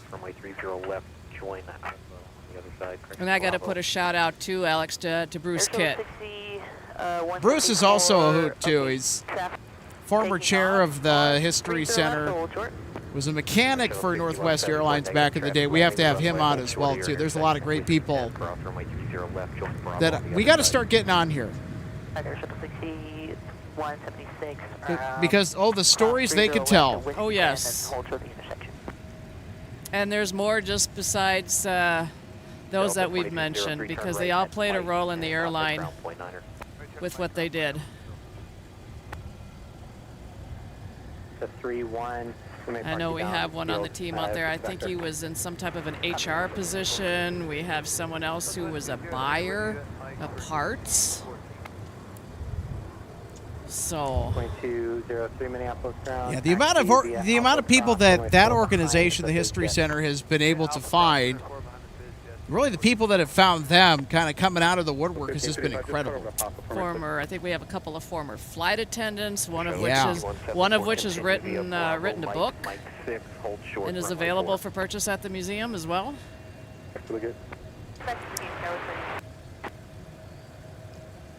Air Shuttle 6174, correction, at Mike 6, you'll cross runway 4. Because there's so much that makes an airline work. At Mike 6, so many people in different positions. At Mike 6, hold short of runway 4 and then over to ground point 9. Air Shuttle 6174 at Mike 6, cross runway 4 and ground point 9 now. Air Shuttle 6176, Mike 6, cross runway 4, over to ground. Sorry about that. All right, so I'm waiting on a couple of arrivals here to touch down. They're a little ways out. Kirkton United 1394, join Alpha behind the United 730. We have a couple Sun Country jets that will be departing here in about a few minutes or so. Stick around. There's still plenty of action here on MSP Live from the Twin Cities of Minneapolis and St. Paul. 981, continue taxiing Alpha 5, hold short of runway 30 left. Alpha 5, hold short 30 left, Digit 981, monitor tower 126.7. Digit 981, monitor tower 126.7.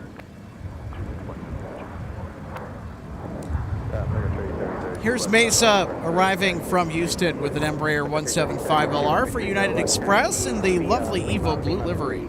Cross runway 4, hold short of runway 35. Right, thank you. Lima 3, cross runway 4, short of 35, after 30.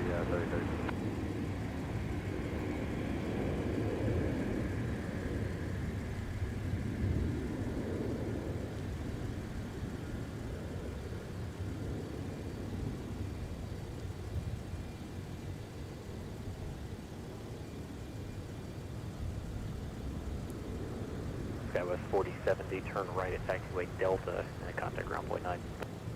Right, turn Delta, ground point 9, Skywest 4070. From Sioux Falls. Exec Jet 981. Been to Sioux Falls once. 5, cross runway 30 left, There's a lot of great restaurants downtown. It's a great area. Visited the falls as well. Never been. Traffic, short final, and we'll hold short I of wasn't your too intersection far with away 10 from cross being runway able to 30 cross left. the border when I did my road trip last summer that I covered the parks in the southwest corner of the state.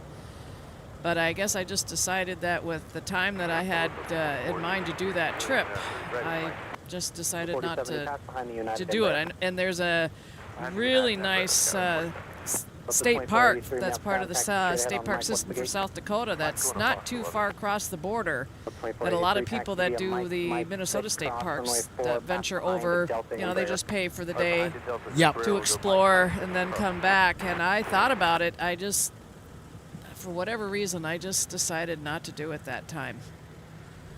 Because I'm predominantly just targeting the parks and doing all the driving in between. I do not camp, so I will stay somewhere close by, like this last trip that I did and the way I did it. So, and you know, for those that are not aware, Minnesota does have some national parks that are part of the national park system.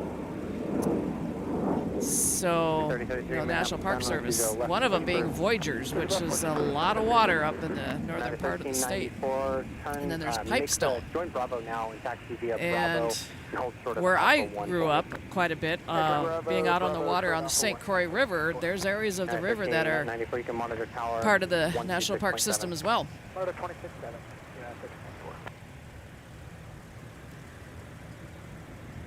And depending on where you are, when you see the rivers up here, they're gorgeous.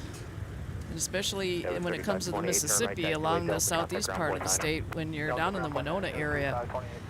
And take that area in from what's called Great River Bluff State Park and the views that you get. Delta 8844. I did that area about a year ago and was down there when the fall colors were peaking, and that was a gorgeous area. Hi, Gerald. Oh, hi, Jay. 8651, wind 280 at 5. He's under our booth where we can't show it. 30 left, that was 2 clear for takeoff, Sun Country 8051. No, we don't have any food for you. Gonna have to go scavenge that for maybe some of the other fine folks here if they're willing to feed you. No, we don't feed Gerald. Yeah, please do not feed the animals. Do not feed wild animals. 7905 Minneapolis, contact via pop the gate. White 30 left, clear to land, hold short Alpha 9. 30 left, clear to land, hold short Alpha 9, Delta 2450.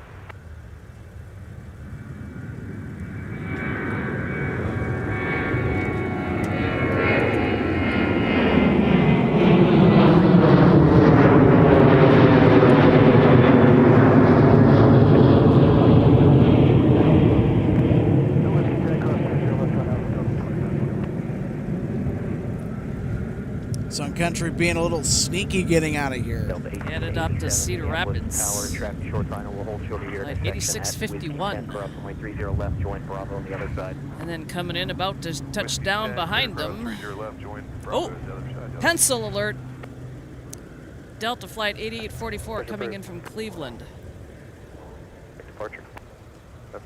It's our first 7-5 for the day. It's not a former Northwest, but it's still a pencil.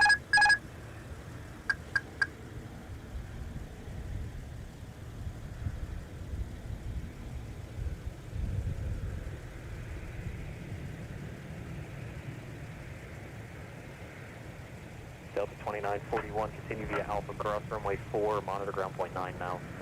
On Alpha Cross 4, monitor ground now, Delta 2941. Delta 1887, continue via Bravo Mike Papa, cross runway 4, monitor ground point 9 now. Bravo Mike Papa, clear across 4, monitor point 9, Delta 1887. Delta 8844, turn right at Delta if you have it, contact ground point 9. It's a charter. Delta 8844. I wondered with that flight number.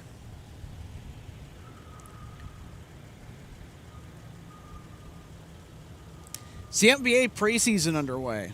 Maybe the Charlotte Hornets? Or no, Cleveland. The Cavaliers. Cavaliers, yeah. Yeah.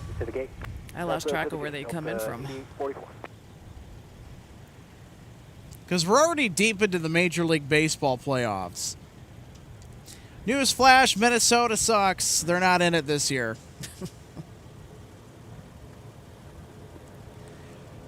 It's disappointing, though, because I really do admire the Minnesota Twins. Well, I picked up a little bit of their merch during the fair, because the tent that they had set up, almost pretty much everything was marked down upwards to at least about 50%. So I got a t-shirt, I got a hoodie, and I'll just call it that 10,000 Lakes jersey that they've worn at times. I grabbed one of those. It's unnumbered, considering, what they try to sell some of this merch at. I would never pay full price, so it was a chance to get it for more like what it should be. So Agent 32, Minneapolis Tower, I Quebec, have runway 42. that at home.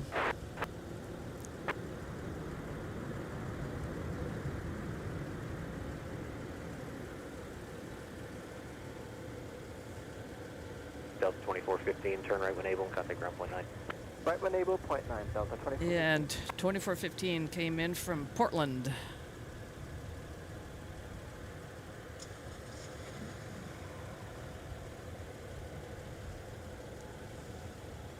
Ground Delta 2415 is joining Charlie for Delta 4. 2415, Minneapolis contact via Charlie Papa to the gate. Charlie Papa to Delta 4, 2415. 2415, Charlie, Quebec to the gate. Okay, then Charlie, Quebec to Delta 4, Delta 4. Call from the other side of Oh, Alex. 2406. Johan Clausen has said it's not the Cavaliers on the charter. They are playing Detroit and Cleveland tomorrow. And an additional post shares, and the Timberwolves are playing a Chinese team tonight. Interesting. All right, well, thank you so much for that information. Yeah, because I thought for a second, well, maybe it might be basketball related, because the Twins are out of the playoffs, so MLB charters are done for the year here to Minnesota. It's certainly not NFL. 2406. Knowing the team size of and all the equipment and personnel that NFL teams take with them on the road, there's no way a 757 alone would be able to handle the needs. Nope. Of any professional football team. Maybe college, but not the pros. And, of course, the NHL. And of course, the NHL. Yep. That's already in full swing. The regular season now underway, but of course, there's no NHL team in Cleveland. Nope. And of course, today's kind of a holiday. It's Columbus Day, right? Yeah, I think so. So there's, I know, like we were talking about earlier, the Lightning played what was a noon start game here in the Twin Cities in Boston, which for them was a 1 o'clock start. So there are some day games today in the NHL, and the NHL season just got started up about a week ago. 82-game regular season, same as the NBA. So they would be playing half of those games at home, half of those games away on the road, and then of course both the NBA and NHL, they play best of 7. Well, I'm not actually sure about the NBA, but I know the NHL then goes through 4 rounds in the playoffs after the end of the season. Best of 7. They'll go into June to crown a Stanley Cup champion. And the fun thing, Alex, this year is that I possess a Stanley Cup, by the way, speaking of which. Well, you know what? I've had dinner when it. What's the other kind of Stanley Cup? The real one. So when the Lightning won the Cup in 2004, we had good friends that have a wine store.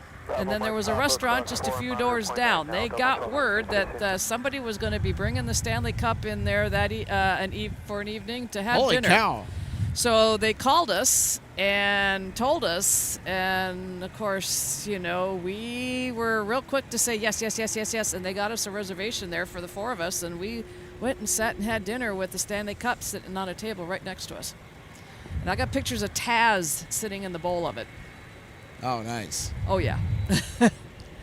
So, yes, I have touched the Stanley Cup more than once. And fortunately, after losing Mom now, just a about a week past 5 years ago, when they last won the Cup, Lightning had a special event for their ticket holders where they brought in all of the trophies that the team has either won as a team or as an individual. And of course, I took up on the invite opportunity to do it. And fortunately, our longtime usher was there helping, staff the event. So I talked to her about it. She actually went to some of the people that were there from the, Hockey Hall of Fame in Toronto that had all the trophies there, told them the circumstances, because I had the jacket with me. Whoa, heads up. We got a taxi on mic here. Yep. Heads up. We'll continue that story. It's our flight to Lubbock, Texas. Turn right, Delta, contact ground 9. Right, Delta, ground 9. Delta 2840, continue via Alpha Delta, cross runway 4, monitor ground 9. Alpha Delta, cross runway 4, Delta 28. I thought I heard him. MSP 74, Minneapolis ground, taxi via Delta, Quebec to the gate. Delta, Quebec to the gate, fly runway heading, runway 30 left, clear for takeoff. Runway heading, clear for takeoff, 30 left, 657. 6 Minneapolis ground, taxi via Fox to the gate. Sorry, I got India Yankee Colonel, 3020, 3023.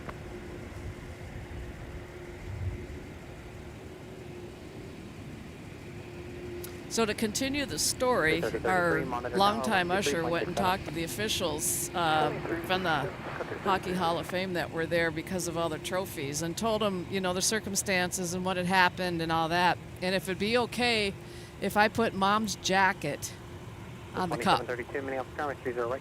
And they were all in. So I've got pictures of the jacket that Mom always used to wear to the hockey games on the Stanley Cup after they won it in 21. Because they won it back-to-back, 2020 and 2021.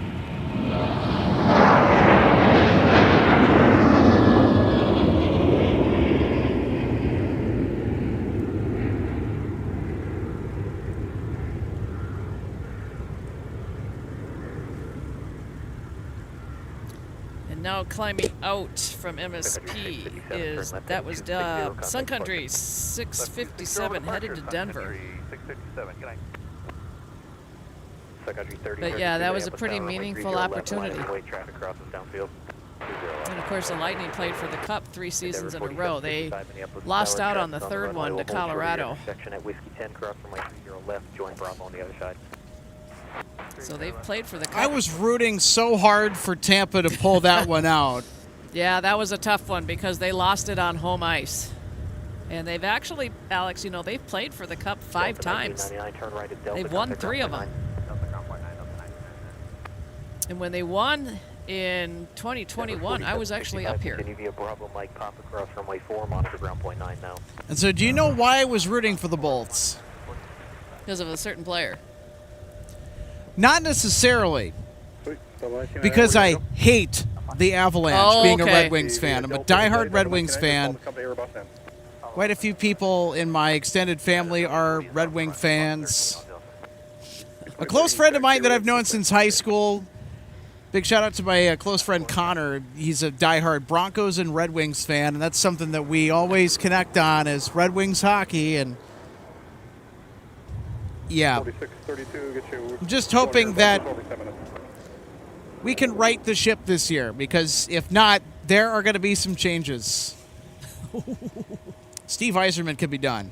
Oh, which yeah, would be that's right. Incredibly sad because... Yeah, he played his whole career with the Wings.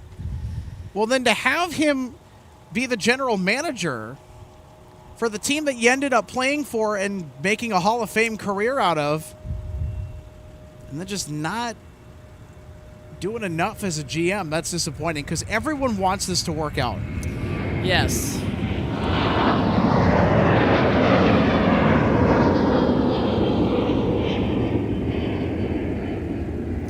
So that technically on Flight Radar says Amazon Air, operated by Atlas Air. They're headed to Cincinnati.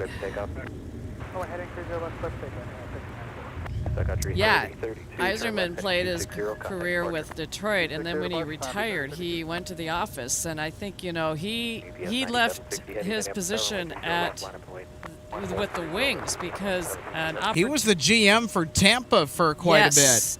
Yes, he was GM of the Lightning for a number of years because I think he was ready to move up with his position, but at that time he wasn't going to get it with Detroit because of Ken Holland. Yeah, Ken Holland would not let go until he was finally forced out.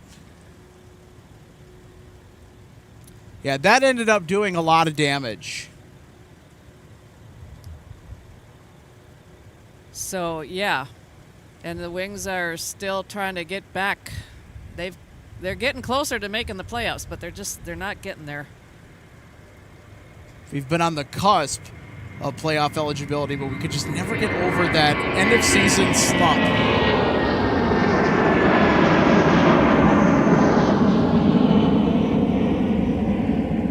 United, what I will call A319 minibus headed to Denver. Runway heading runway 30 left, cleared to take off. Flight 1394. Yeah, I still carry the 2 cards in my wallet that were for the seats that Mom and I had the last season that they issued those cards for our seats that we would scan that were loaded with all of our games on them. All right, here we go. UPS now departing for Lubbock, Texas. Hang on, everybody. Turn up the sound. 2732, see wheels up here at 52, time now 28, so Alpha, turn right on runway 4. On runway 4. Look how light they are! All right, Alpha, runway 4, hold short of Quebec, Delta 2732.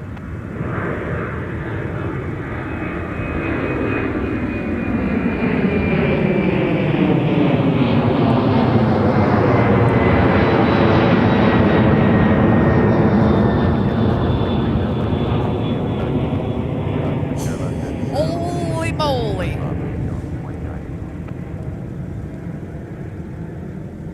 I'd say they got up quick, don't ya? Did you want Whiskey Towers 26 upstairs?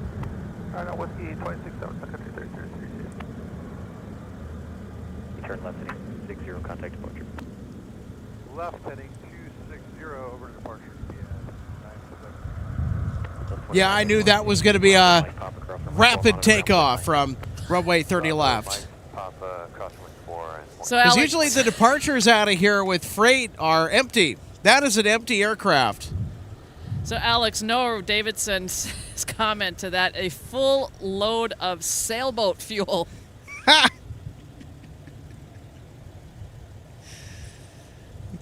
Oh, that's funny. That is fantastic. Thank you for that. Johan Clausen, 76300, still one of the best looking planes around, perfect proportions. Yeah, as boring as people say it is, I don't know about that. Would you call that takeoff boring? No, absolutely not. To see a big aircraft roll and rotate that quickly and already be where they are at when they got to where we are.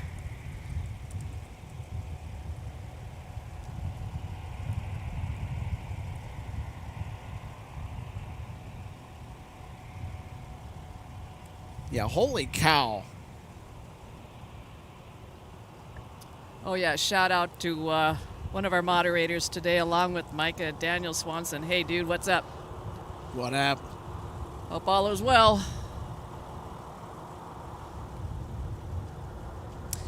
We have a member anniversary celebration we have to get to today. Daniel Kemp celebrating 19 months of MSP Airport Live membership. Thank you so much, buddy.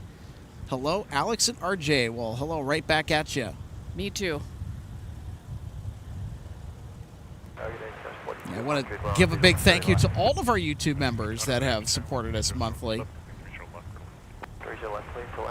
Yeah, believe us, we did not like the pause that we went through due to the South Parallel closure, part 2. I know DFW spotters are going to be encountering a similar disappointment. Well, at least our viewing area was open during the construction that took place because down in Dallas, the popular location for plane spotting, the only designated area down there for plane spotting at DFW, is going to be closed. It'll be closing shortly. Construction? So I think they're doing I think it was like a turf or a soil rehabilitation project over there. I'm sure one of you folks can probably fill in that information in the comments.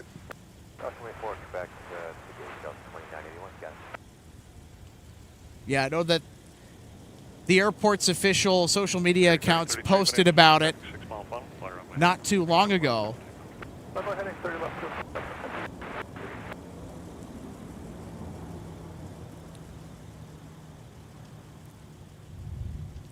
Carlos Rodriguez Jr. says hello and Hello. hello back. And everybody who's currently watching, wherever you may be. Oh, wow. Thanks for pointing that out, Noah. Oh, I don't really keep track of this, but yeah, we are on the cusp of 9,000 YouTube subscribers. Let's get there, everybody. Will this be the stream to do it?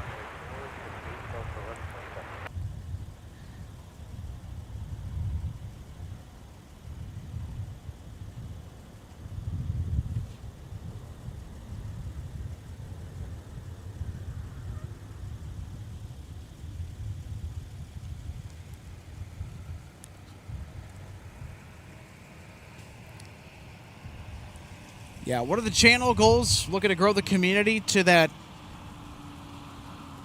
much sought after 10,000 subscriber mark as we continue to build on what has already been a fruitful endeavor out here with plane spotting live from Minneapolis, St. Paul International. Alex Redding, RJ Bean, happy to share in the wonderful afternoon plane spotting with all of you today from the great state of Minnesota. Yeah, sure.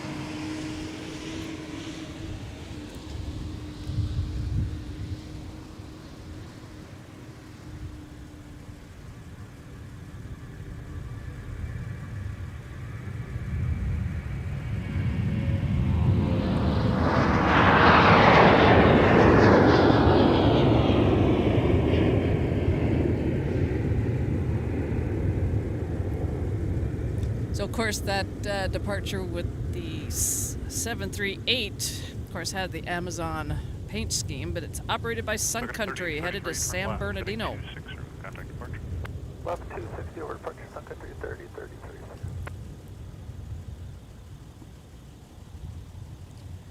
And I can see our next arrival. Sky West from Austin, Texas. Yep.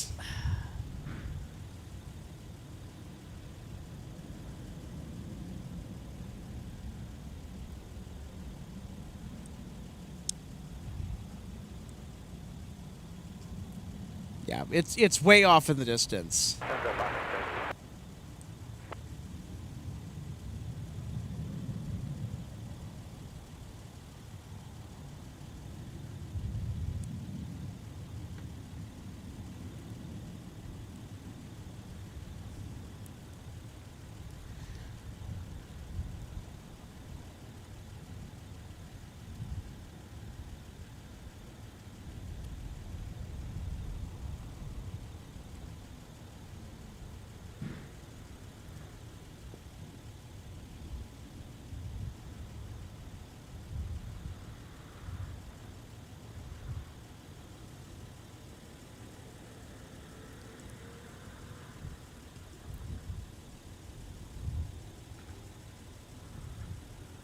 Victor 4632, you all set to get out of there?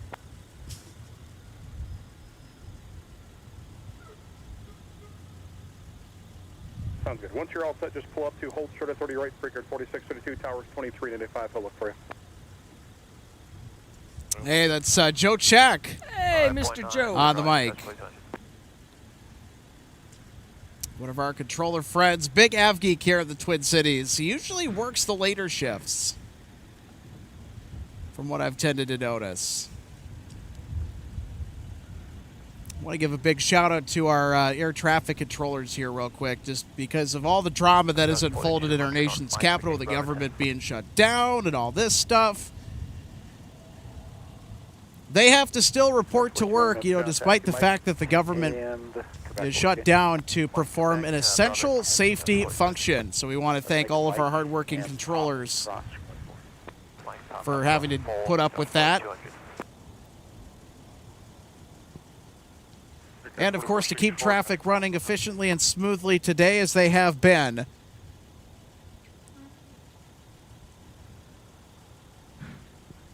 I'm sure right now for them it's kind of nice because there's a little bit of a lull in the action here, as there tends to be. 4464 minutes ground, taxi Charlie and Charlie 6.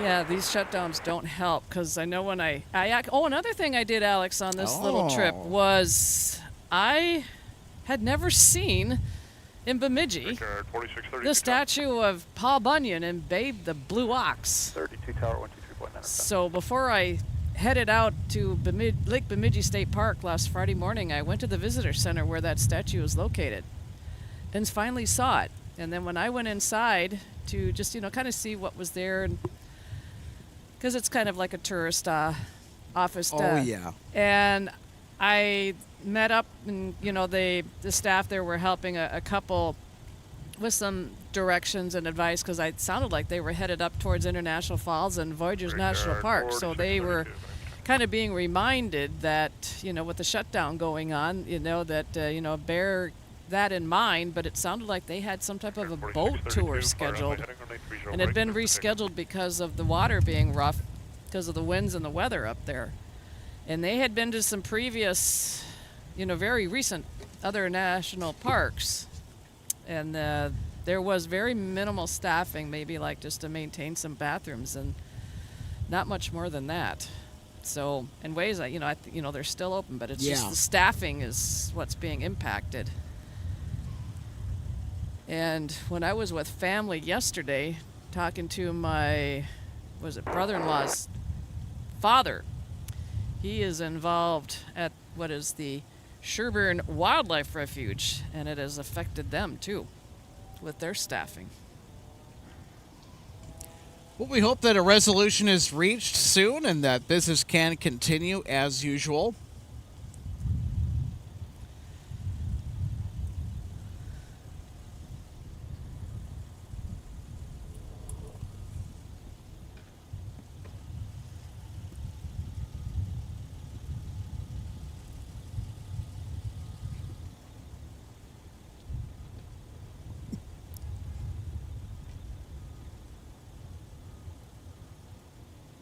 And welcome to the broadcast booth, everybody. Alex, RJ with you. I'll tell you what, it's a great atmosphere out here today. It's not too hot. There's a nice cool crispness to the air, but it's not too cold either. Nope, not yet, but we know it's coming.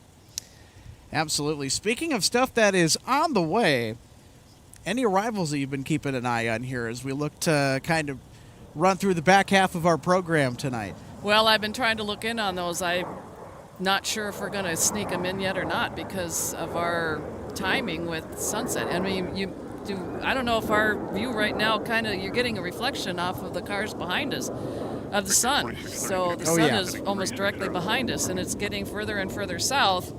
So it's getting to the point where our days are getting shorter and shorter and shorter. Because I know we had been previously sharing on some of our streams earlier this summer, the light poles that go down along the edge of the viewing area here on the sidewalk where we set up. That's how far north the sun had been at one point. Yep. It's certainly not now. And, of course, the temperatures are getting cooler. Our daytime highs are getting cooler. Nighttime lows are getting cooler. So,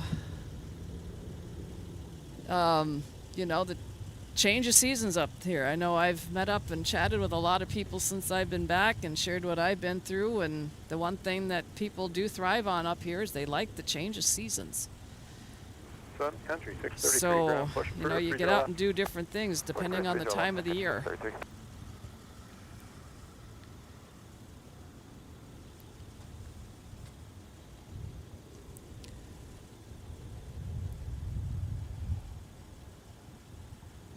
So kind of going back to our ongoing discussion about the Aviation Collectible show and sale that happened on Saturday, was there anything else that kind of caught your attention that you thought, wow, that's kind of interesting? Or, hey, I met somebody, they shared some really cool information, had a great story to tell. I mean, was there kind of, more to it? Or?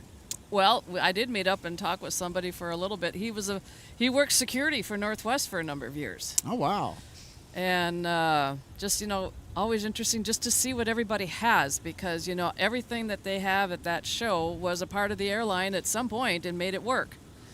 Whether it's timetables or... There's a ton of that there. Yes. As there always is every year. Yes. I don't know if we have any people that are watching our live show here today that are like, yep, that's me. I collect timetables. I'm not really that kind of a person. I like the models and all those other things, but there are quite a few people within the collectibles community that will scour far and wide. They'll go to Timbuktu to get certain timetables. Well, of course, you mentioned Scott Norris earlier. I met up and talked with him. I hadn't seen him for a little while, and he's even still looking to buy some, because what they're doing is they're scanning and uploading them and making it accessible for everybody to see on the History Center website. They have a real fascinating archive, and if you haven't checked it out, by the way, that link that we pinned at the top of the live chat that we posted earlier today, you can go check that out. NorthwestAirlinesHistory.org is the destination to go to when you are surfing the net, albeit whether it's on your computer, on your tablet phone, or if you have a smart device. I mean, heck, even your TV. Yeah, because you can do all sorts of browsing on your smart TVs now. I mean, pretty much anything with an internet connection you can get on and look that up. So do yourself a favor, go to NorthwestAirlinesHistory.org to check out all of the wonderful material that's been presented and cataloged so far. And of course, with the Northwest Airlines story, there's a lot of timetable information. You go back and you look at some of the schedules and some of the long-haul services that used to originate out of the Twin Cities here, and you're like, wow, there's a lot going to Asia.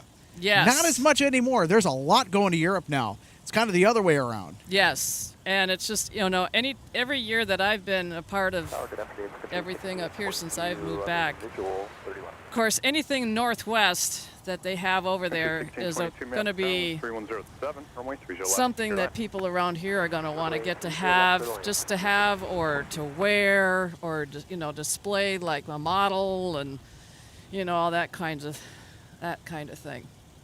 I actually, one of the things that I bought, I found some, but in fact it was the gentleman that was worked security for Northwest. He had an old meatball logo patch that was good size. And, and he was a little bit leery. He thought about trying to keep it, but he did just, I actually bought it from him. Oh, nice. And he has designed and has been put together and has made up a patch with the Northwest meatball logo on it, with Northwest across the top and then security underneath it.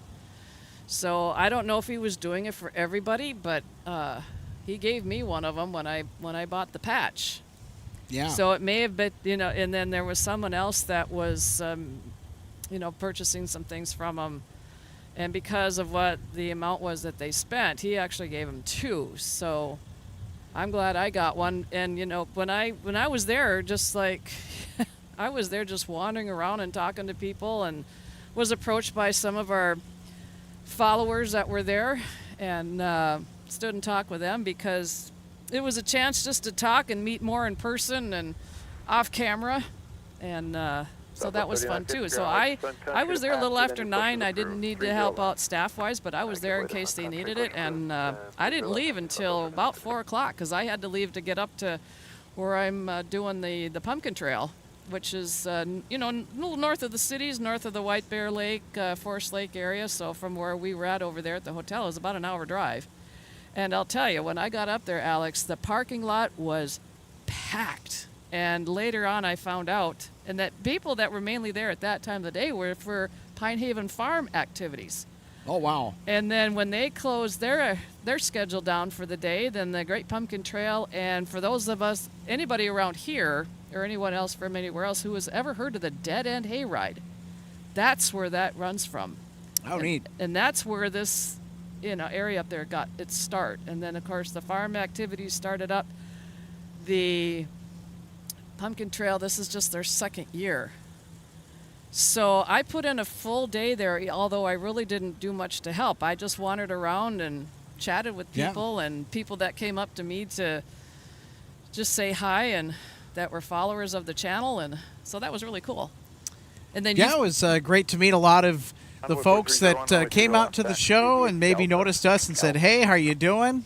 Yep. It's always interesting to go out in, the greater, Twin Cities area when you go to these, functions for aviation enthusiasts or for airline history and, such that, the History Center has done a great job of putting on. It always draws a lot of people. It's great connecting with everybody, just kind of sharing about our broadcast and what we do here and connecting with people that really enjoy the show. To those that are tuning in right now, maybe your first time, maybe you're a regular viewer, we just want to say thank you so much for checking us out on YouTube and all that and spending some time with us today. Very much appreciate it. Yep. Every Thanks. bit helps.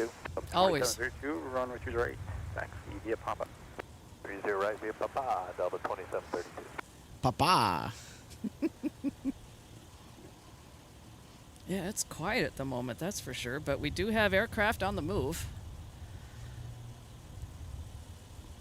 But yeah, getting back to our conversation, it's just goes to show that it's nice to get to meet and talk to people like that, and the word is getting out about MSP Airport Live.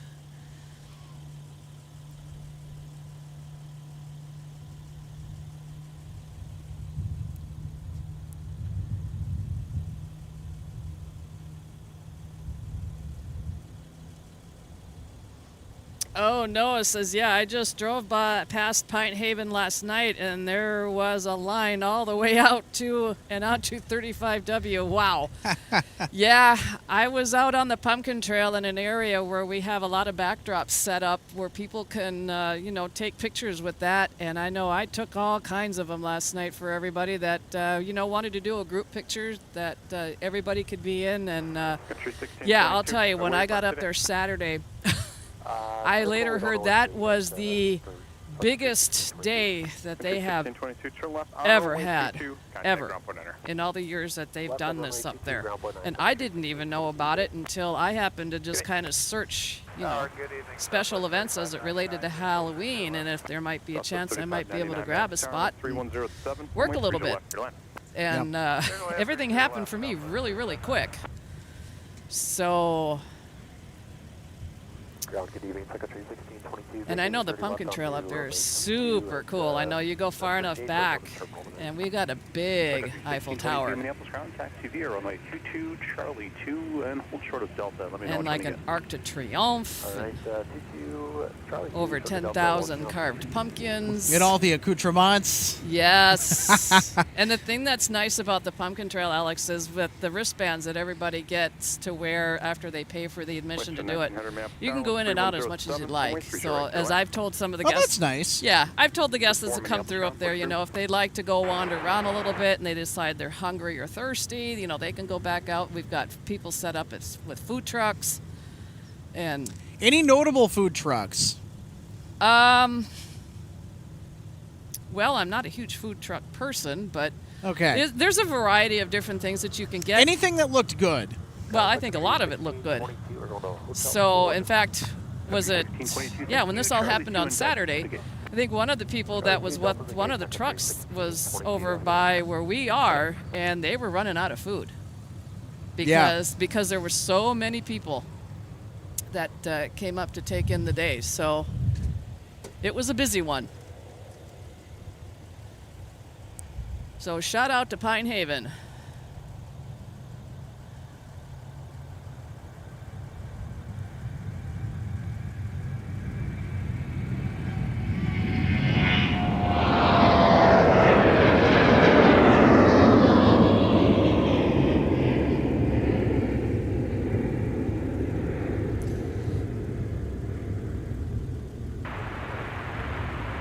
Yeah, no, I was stunned. I always pass it when I go to Duluth, and I didn't realize how huge of a thing it was. Yeah, well, I'm finding out real quick because with the staff having to park out where we do get and can get a ride in, so we're closer and don't have to walk as far. But I think they were almost borderline running out of room on Saturday to park all the staff that were coming in to start taking over and starting up their shifts for the Pumpkin Trail and the Dead End Hayride, because it was that full. And I know when I got a ride in, the driver of the Gator that I was on pointed out that there was actually a couple motorhomes that were there for people that had come in earlier in the day to make a whole day out of it. And of course, by the time Oh, I wow. left, they were gone. Oh yeah. So we're not open today, we're not open tomorrow, but we're back open on Wednesday. And of course, the number of nights per week does increase as we get closer to Halloween, where it ends up the last week of the month for sure. We're 7 days. Envoy 4301, And then ma'am, into traffic, November 6 1st mile and final, 2nd, and then runway it's 30 left, line up, wait. the event 30 is left, line up, complete wait. for the Envoy season. 4301.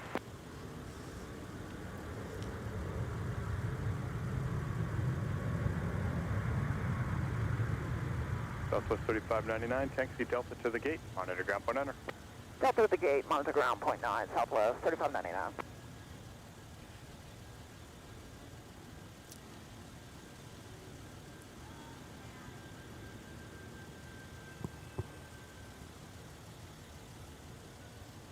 Envoy 4301, speed advisory, about another minute and a half in position for a flow time.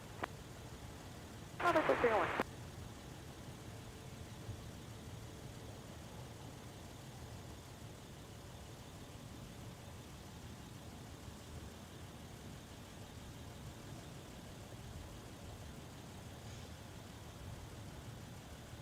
Oh no, I see your comment. Yeah, everything is 3207, bigger in hold Minnesota. position, It runway seems, 30 right, case go in on. point, the county, or in this case, state fairs and the pumpkin patch. LOL. Very itty bitty affairs in Delta Pittsburgh. Well, 2732, Minneapolis Tower, traffic's an 8 mile funnel, runway 30 it is right, what line it up, wait. is. And I'll tell you, when I've been out doing these road trips, as I may have mentioned earlier, I'm finding out how big this state is, because I think I did a screenshot, see if I can find it on my phone, that I did with my Google Maps to find out how long Delta 1878, would the ma'am, drive runway have 30 left, been clear land, traffic hold in position. if Clear I land, had 30 left, I think it was from Westjet War 1900, Road, turn left, contact and ground I point would enter. have driven straight home from there. Yeah, I just found it. Almost 6 hours. Envoy 4301, flyer heading. If I had, runway 30 left, when I was up in takeoff. War Road, Alex, if I would have come home from there with the route that it was recommending on Google Maps, it would have been 5 hours and 51 minutes and 354 miles. And that's just from War Road back here to the Twin Cities area. Not to mention the area of the state that's furthest south, which is what, probably about at least a 2.5, maybe 3 hour drive going south to get into Iowa. So this, of course, the state of Minnesota is pretty good size when you go from north to south.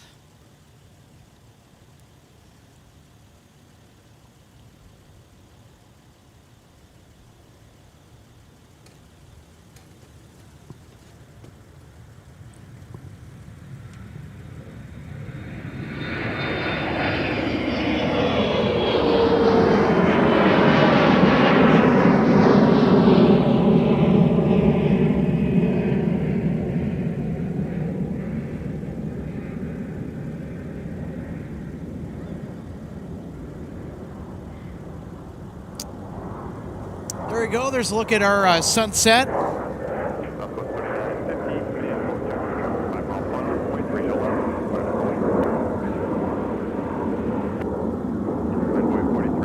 Oh, Alex, okay. No Davidson has a question. What's that writing above the registration number there? Traffic 4301, have a good day. Delta 2732, that wasn't for you. Fly north, contact departure. For which aircraft? 1533, turn right at taxiway Charlie, contact ground point enter, traffic no factor. Right turn Charlie, ground point 9, Delta 1533.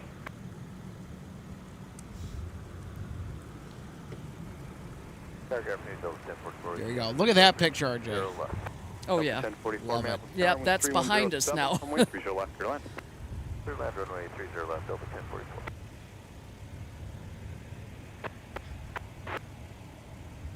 Engine 32 at Quebec, cross runway 422. Southwest. 1533 Minneapolis ground, taxi. He just via responded. Charlie 5, I'm sorry, Charlie. I And don't think I Papa saw to your that gate. one, but Charlie Papa to the gate, Delta 1533. I also mentioned we got back-to-back Delta 739s inbound, so I can see some lights coming in. So So I'm going to step off mic for just a second. The temperature is actually starting to drop a little bit, so I'm going to throw on a jacket. Yeah, I'm Minnesotan by birth, but I've got things going on that I'm dealing with, so sometimes it does start to bother me a little bit, so just start to layer up.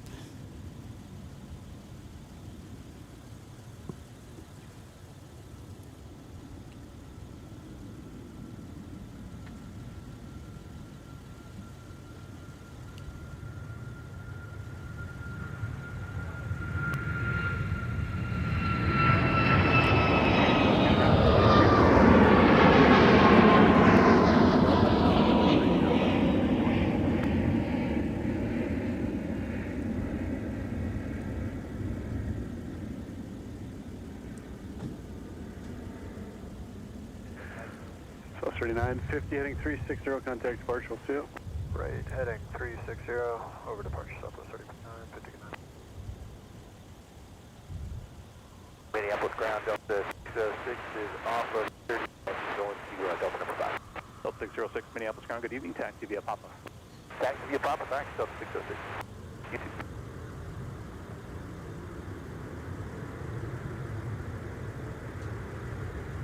Jet 248, Minneapolis Tower, number 2, runway 30 left, clear to land, the wind 3106.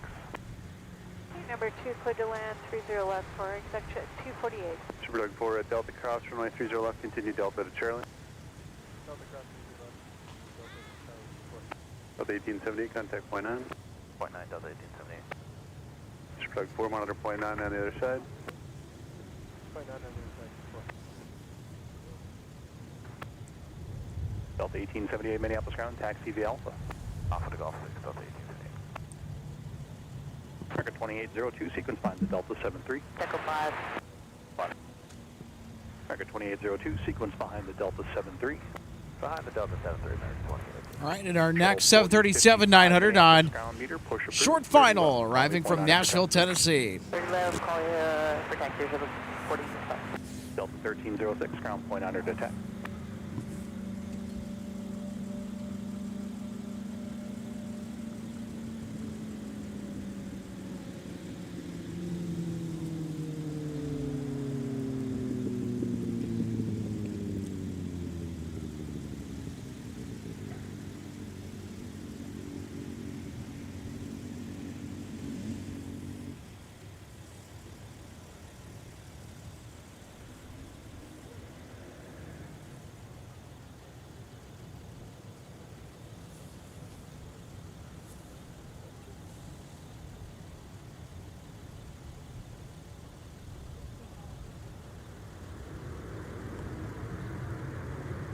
Zulu clearing altimeter 3024, the wind 3206.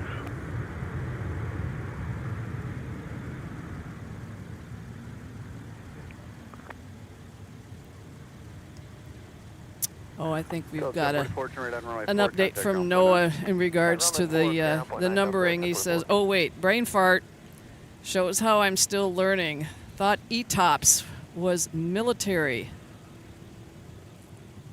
Was a military designation for aircraft. Didn't realize it applies to civil too. Case in point, that Delta 73 with ETOPS on the nose gear. So. Delta 1044 on runway 4, taxiing Golf 12. Delta 1044, Minneapolis ground, taxi via Alpha. So Alpha, Delta 1044. maybe it's a good time to share everybody what ETOPS is. You have extended twin engine operations.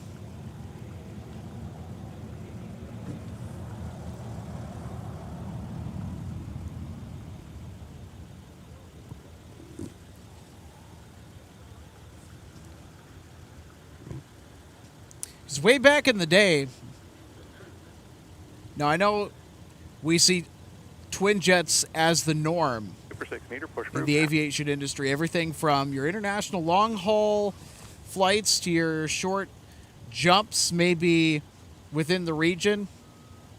Pretty much all twin jet, but several decades ago, that was not necessarily the case. Of course, there's still plenty of tri and quad jets flying around, but you know, there once existed a rule where you could only fly within a certain radius of an airport, and if you were crossing larger bodies of water, especially in the days of propeller-driven airliners, you needed 4 engines. Exec 981. And of course, with the advent of the jet age, Taxi via Whiskey, I missed the Zulu's 11. now it took a while for the regulations to catch up. But eventually, twin-engine aircraft, the restrictions as to how far they can be close to an airport in case of emergency if they're flying over large bodies of water or vast distances, when the reliability and performance of twin jets started to really outduel that of the tri- and quad-jet counterparts, twin jets were able to fly much farther and eventually replace pretty much everything out of service, except on certain routes and with certain aircraft types.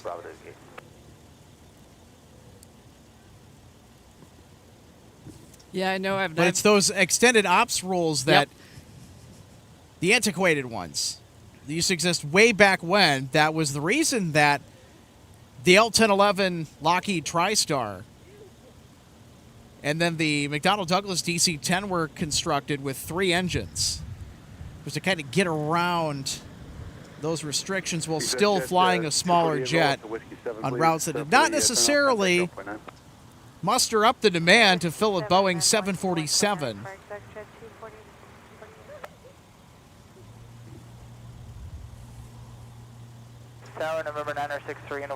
And I know, Alex, I've probably said this before. I'm not the best at explaining it.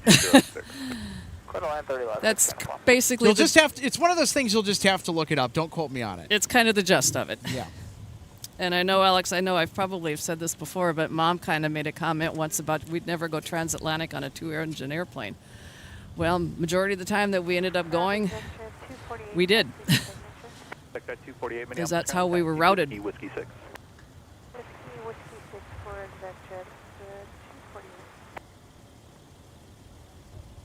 I remember we were going over one of the times that we went on a United 74400.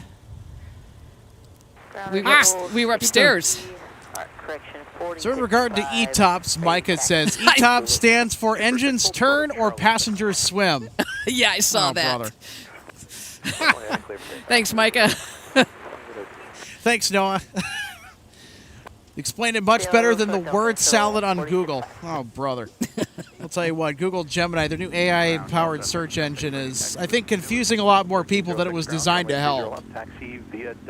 I know I was trying to search for some things, I guess, a few days ago, and it was just kind of like, what? Yeah, never trust the AI. You always have to cross-reference, and that's with every bit of information that you come across. I mean, I don't care how reliable you think it is or they claim to be. You always have to cross-reference your stuff. You always got to look at everything. It's like crossing your T's and dotting your I's. Yep. Okay, so Johan Clausen is a pretty good explanation. Basically, if a plane is flying above water, it has to be within X amount of minutes from an airport. Like ETOPS 60 has to be within 60 minutes from an airport. ETOPS 90 minutes, etc., which is... That's a much better explanation. Thank you for that. Yeah, so it has to deal with how close you can be in proximity to an airport while flying over large bodies of water.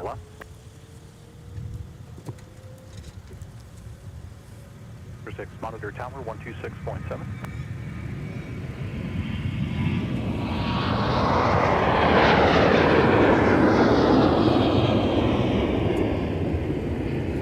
Yep, that departure kind of snuck up on us a little bit. That's American 2802 headed to Charlotte. American 2002, turn off heading 260, contact Oh, departure. we got something flying right over the airfield, Alex. 2802. I think they may be on the downwind here. Let me see if I can swing my camera around. And I'll get it right this year. That's a Bombardier Challenger 300. No flight information available because I still haven't done the paid version of Flight Radar.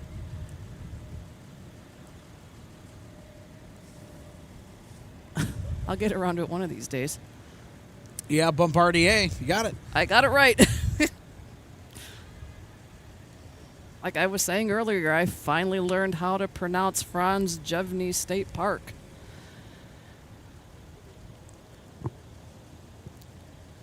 And it was a little bit of a drive to get to that one, Alex. I backtracked after I did that park.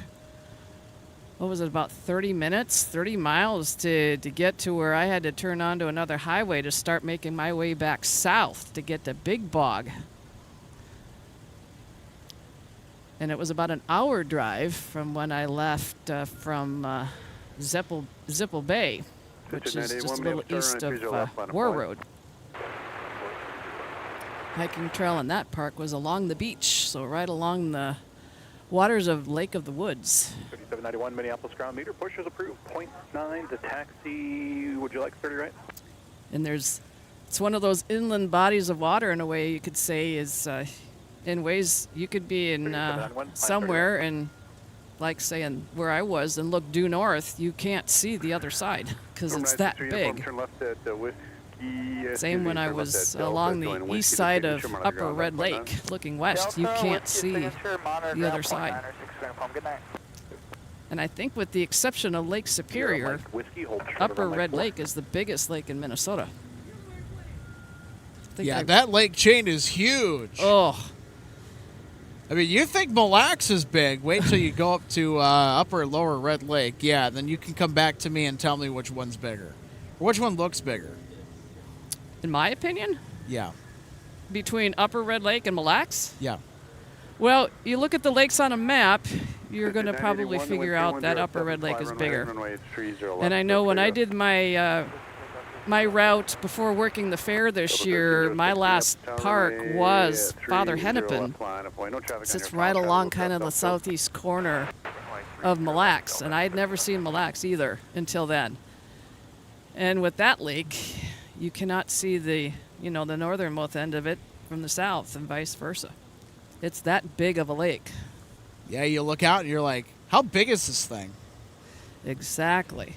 Canada would like to have a word with us Minnesotans with the amount of big lakes that they have up in the backwoods. Super Doug 6, traffic's on the hold at Delta Cross, runway 30 left, continue Delta to Charlie. That is a NetJets.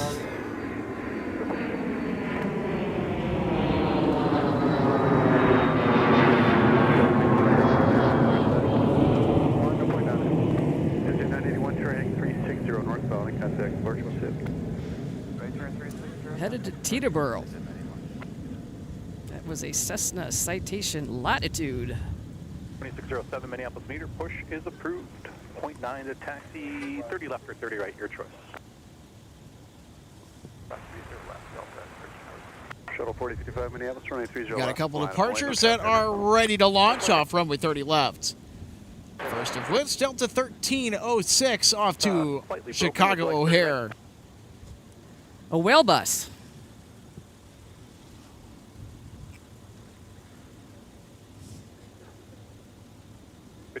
.45, runway 30 right, start via Quebec, and let me know when you're ready to go.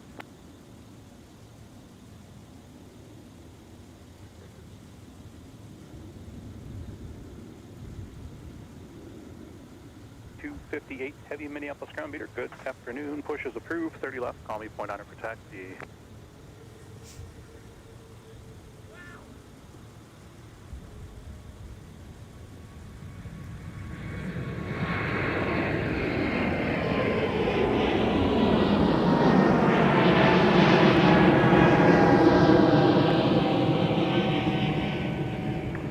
Shuttle 4055, wind 3107, fly runway heading runway 30 left, clear for takeoff.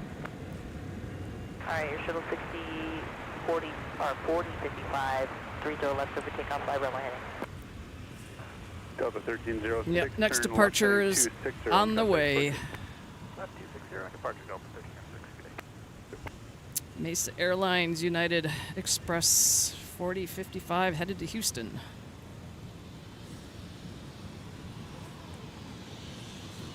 Mike taxi. Oh, yep, you're right. It's a Tide Pod.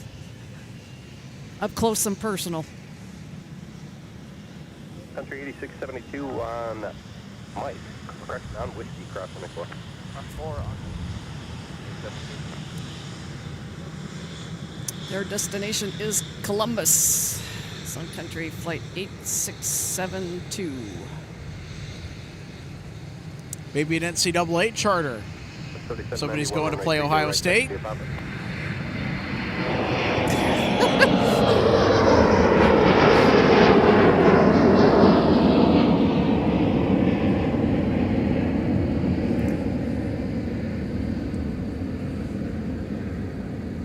Shuttle 4055, turn left heading 260 on contact departure. 260 over departure, shuttle 4045. And I've got a transponder that has showed up for a FedEx 75 that's parked behind us. Delta 2489, But I don't have any information on their departure.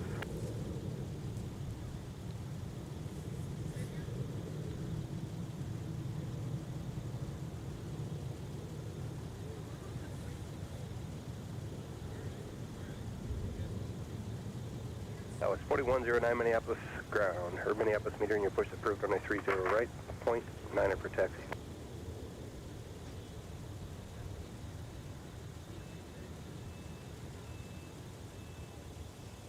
.5245 runway 30 right, taxi to Papa. Heading 260. Still the tower, you're looking for a 124.7, please. I'm sorry, I switched back, sorry. Great. And I'm doing some scrolling on that aircraft, and I'm not finding anything. United 467 Minneapolis, metering your push approved on a 30 left, point 9er for taxi. So they just obviously flipped the switch for the transponder. Yeah, but hey, we got a Delta Heavy that's pushed. Oh, It's 258 Heavy to Dublin.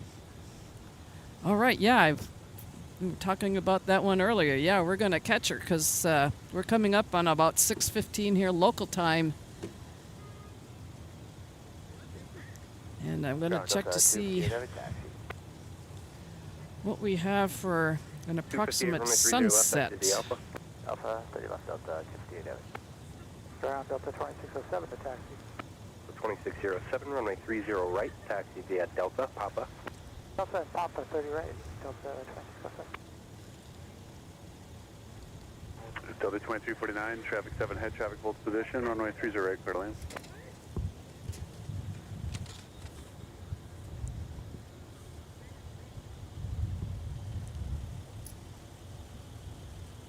All right, sunset might be about 6:30.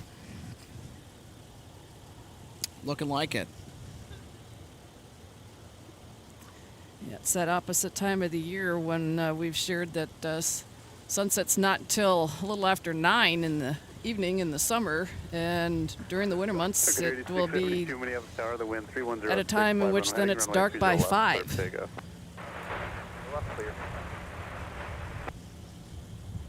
Well, there you go, RJ. I know you're always saying I got to get the paid version at some point of Flight Radar, but there you go. Noah R. Davidson doing some digging around, saying that Flight Radar currently has a deal of 3 months of the upgraded one for 99 cents. Is that per month on the silver, I think?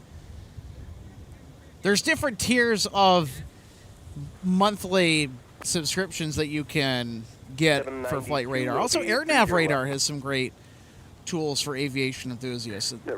Pretty similar to Flight Radar. There's some things I really like AirNav for.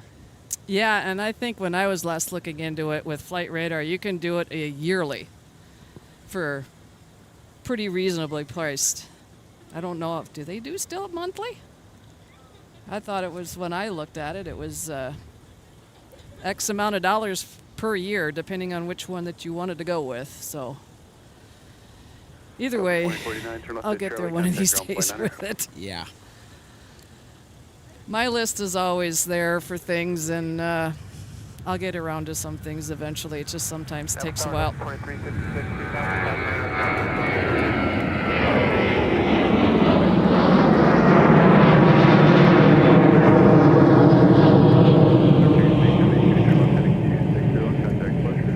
Sun Country Tide Pod departure off to Columbus. 5245, fly runway heading runway 30 right, clear for takeoff.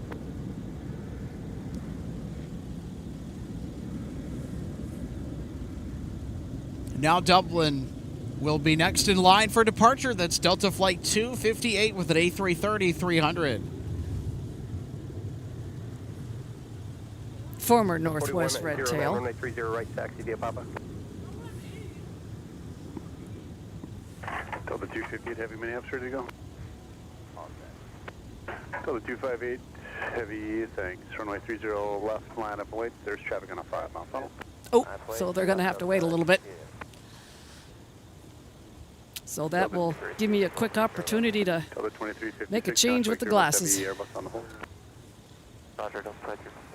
Airport 832 Minneapolis, tower number 2, runway 30 left, critical in, wind 310. Also, folks, stick around. We're going to be doing our runway recap at the end of the show in case you missed it. 258 heavy, fly runway We had Gopher Pod depart towards the beginning of our program today. 5245, turn left heading 260, contact departure. We had some A350 action as we typically do, and of course, we're going to have a nice A330 finale as we wrap up. 1020, let's see, Delta 1026 Minneapolis, meter in, your push approved, runway 30 left, point 9 for taxi. So I don't know, it's kind of hard to tell, but if you can see right in the center of your frame, all that clutter in the way. There they are, lining up with 30 left. 2489, pull into the gate behind the Embraer, opposite direction, Embraer in the inner. The 2489, pull into the gate behind the opposite direction, Embraer. Okay, the opposite direction, CRJ Delta 2489. Sorry, yep, the CRJ. All right, here they go. And ground guy 427 of beam echo, contact visibility.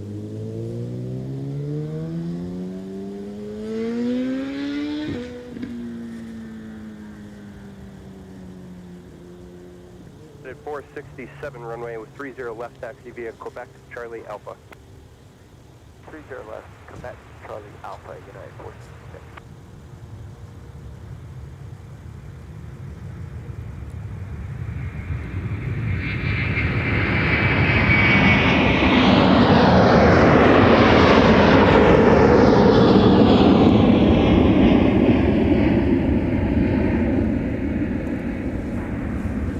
They snuck out on me.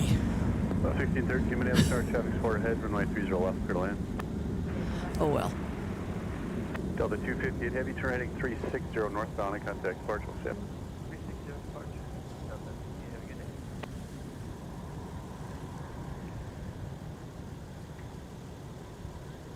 So I guess that inbound that was on the 5-mile final, they went ahead and sent them.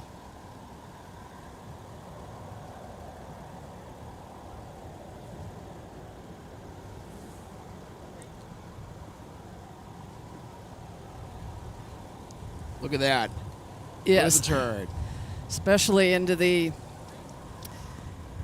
sky with where it is right now as we are approaching sunset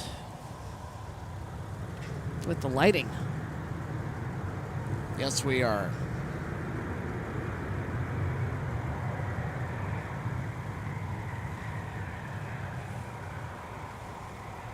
Delta 2356, turn right at Charlie if you got it, runway.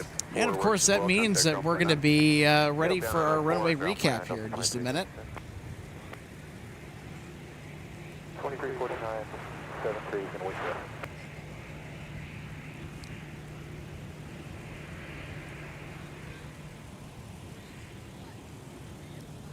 Ground Delta 2356, clearing 30 left on runway 4 for a Golf 1. But 2356 Minneapolis, contact the Alpha. Alpha to the gate, Delta 2356, looks like they may have just pushed. They're off of Fox 8, so there might not be, there should be room for you to get in front of them. Okay, Delta 2356, we'll check with ops too. Said Golf 1 was occupied. We'll take a look and we'll let you know.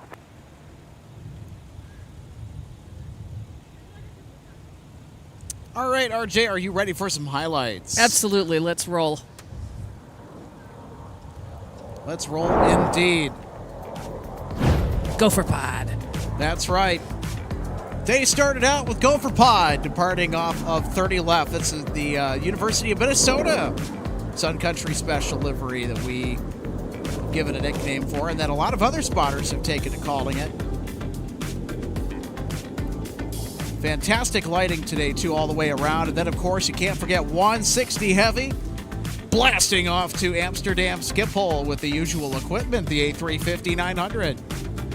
And again, the lighting today, spectacular. Pretty far visibility, too, just kind of all the way around.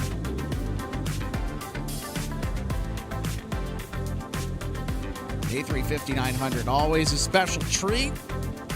How about some more A350 action? Here's 170 Heavy arriving from Seoul.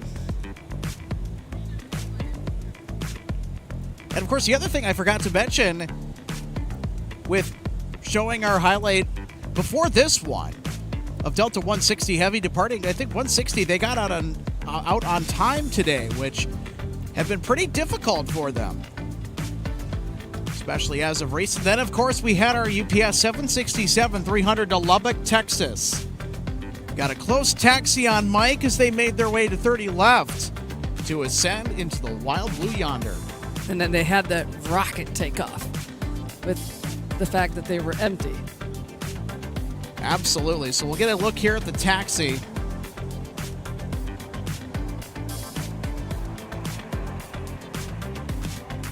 And then look at this rocket takeoff.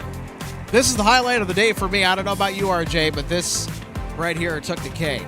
Oh, gosh. Holy cow. They rotated so quick. I know you were probably stretching the camera up there on the top of the tripod to about as far as it could go as they were starting their climb out, because they rotated so quick. They were already so high when they got past us here with the viewing area. Epic stuff. And then, of course, we had another Heavy departure.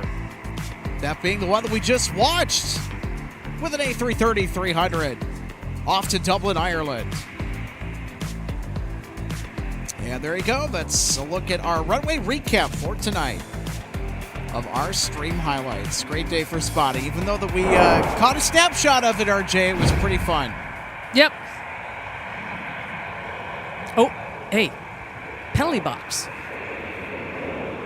We haven't had one of these in a while. Oh, we've got someone that's... we have to have something on our info bar, I think, at some point, and probably some folks that are watching our broadcast are thinking, come on, guys. Okay, so... You got to have something that says, hey, penalty box. So this is Delta Flight 2356 that has come in from Harlingen. It's a former Northwest A319, and they are in what we affectionately like to call the penalty box. So they are obviously probably just waiting for their gate to open up so they can get there. So there's another flight departing, that it's a departure that is holding them up to being able to get to their assigned gate.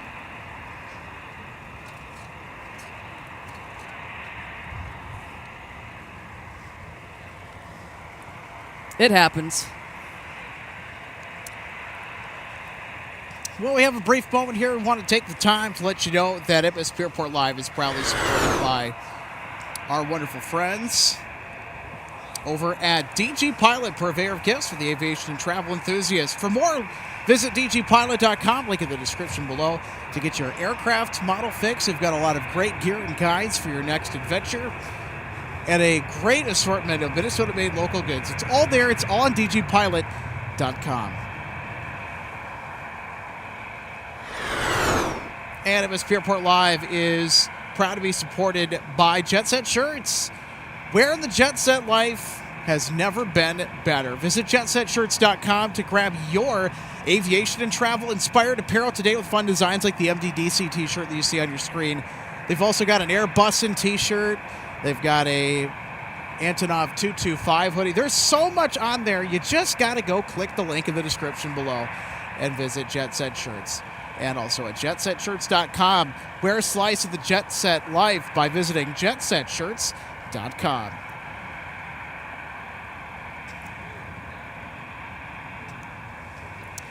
And folks, if you want to continue the spotting discussion, all things MSP spotting, hop on the new MSP Airport Spotting Discord server. Link in the description. We'll be happy to have you on board with us. It's a growing community. Very friendly one at that. So check it out. Link in the description. And join the discussion when our stream concludes for today. So we're going to end the stream with a bang, as we could say, because we've got Delta 299 inbound, about to touch down on short final from Rome. It's an A330-900. And right behind him, Alex, and I now see them in sight, is Icy from Reykjavik. Yeah, maybe we waited to do our highlights too soon.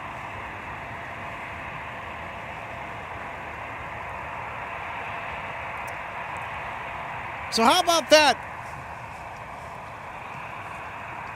We're going to get a couple of more bonus aircrafts to wrap up tonight. Delta 299 now touching down from Rome.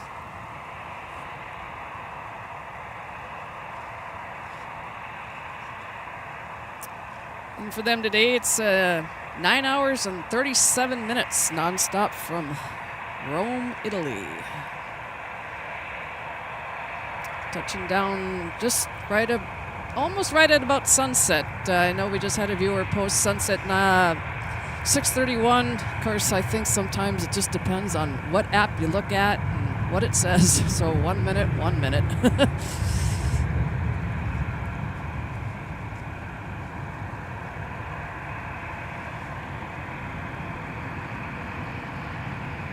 And they did have a delayed departure, Alex. They were scheduled 2:55 local time in Rome. It was actually 3:50 local time in Rome that they departed. But they still managed to come in on this end a little bit early. They had a scheduled 6:40 arrival, and they've just touched down right at about 6:30. So they made up some of that time in the air, so great for them.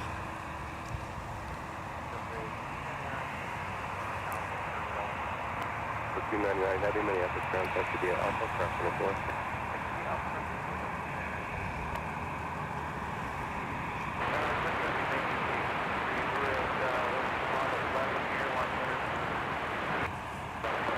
All right, we also have United getting airborne for Denver, flight 467, and then I think we'll have Iceland Air, RJ. Yep, they're next on arrival. They are well in sight.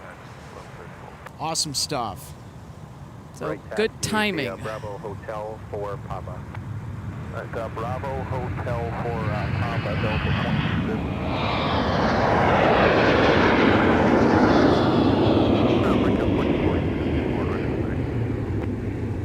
Yard at 4464. Stand by.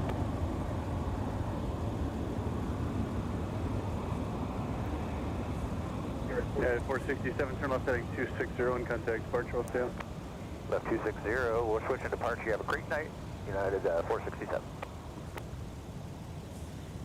At 1237, give way to an Airbus left to right. And coming in over the Minnesota River Valley and about to touch down is Iceland Air 657 from Reykjavik. And for Delta 2350, did you want us hotel, then on to runway 4 and then to Papa? 6 hour, 15-minute flight. Behind United, taxi to Charlie Papa. All right, behind United, Charlie Papa, Delta 2350. United 1237 behind the Airbus, taxi to Charlie Alpha. Charlie Alpha behind Airbus, can I tell things off? That's the Airbus, just stop your nose now, passing. Okay.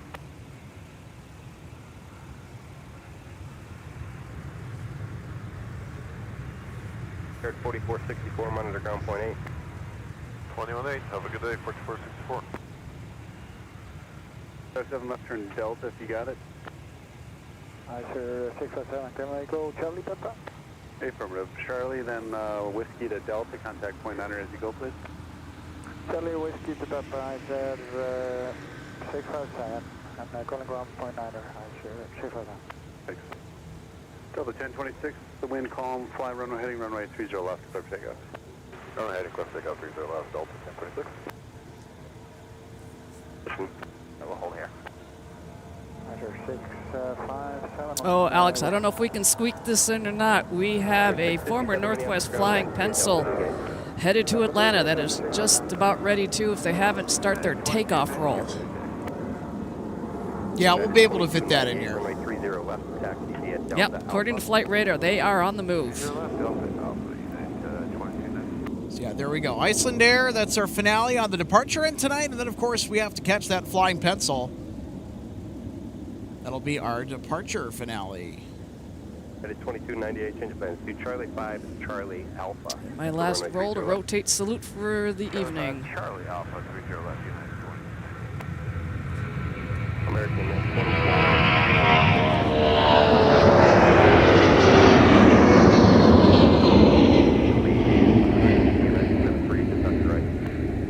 Charlie Alpha line 73 off our right. American 2406, we have a sight. And a little extra tidbit Minneapolis ground, push approved, runway for 30 our left. former Northwest Red Tail 75 departure. Northwest was the launch carrier. Ground, push approved, runway 30 left, push it deep in the alley. I'm going to push Fox 11 as well. First to fly. Deep in the alley for runway 30 left, Delta 2870. Delta 574. You're waiting for the 73 off your left. Push, they're going to go deep in the alley. And your push approved, runway 30 right. Okay, quick push, Delta 574, actual,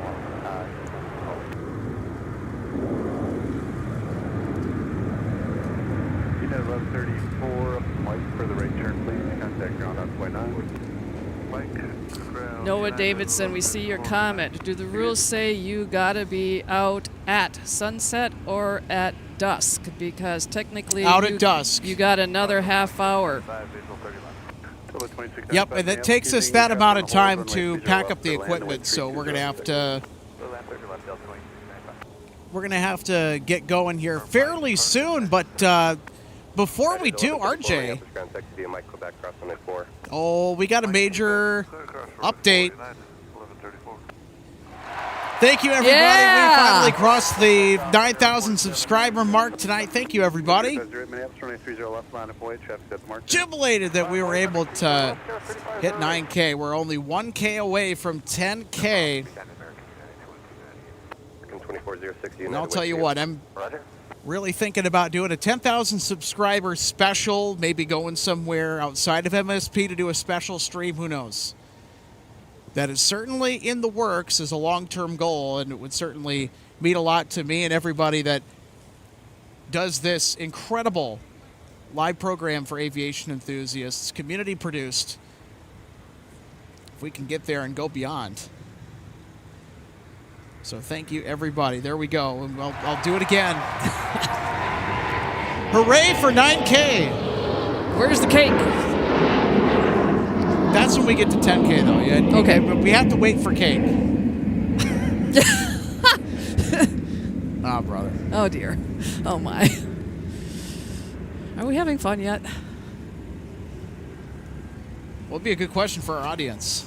Are we having fun? Are we still having fun if we are having fun? Oh, brother. Oh, my goodness.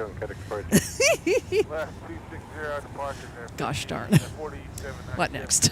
All right, so as we wrap up here, welcome back to the broadcast booth. I'm Alex, it's RJ, and I'll tell you what, going back to the runway recap from tonight, I'll tell you what, that 767 takeoff, I'm a huge fan of those cargo departures, and man, did that pay off big time to be here for that. Yes. That was something special. Even though it's a 767, and I know that they're everywhere, but that kind of a takeoff, though, come on. Hard to beat. Yeah, how often do you see a 7.6, rotate that quickly? Only when they're empty. Now, was there any honorable mentions that didn't make the highlights package tonight that you felt that were noteworthy in the recap of tonight's events? Well, I'd like the one we just had with the flying pencil departure because it was a former red tail. That we haven't had that many. Well, I of them suppose today. the stuff at the end, you could just kind of lump that all into a single basket of stuff. Yeah. But that was really nice, Dan. You got Delta 299 from Rome that came in just after a recap, Iceland Air. And of course, you get the flying pencil departure, and I'll tell you what, that's a great way to wrap up the show tonight. Yeah, because as the streams start a little bit earlier in the afternoon, we're going to get the heavy arrivals more, Oh, yes. and we're kind of losing out on the heavy departures because of the shorter days that are starting to creep up on us, so we'll kind of make up for that on the other end. Well, we will certainly try our best.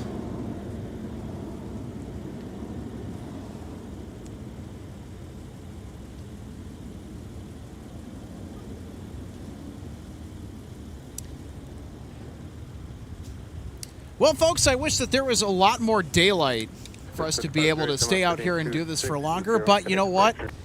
It is what it is. We have got to go.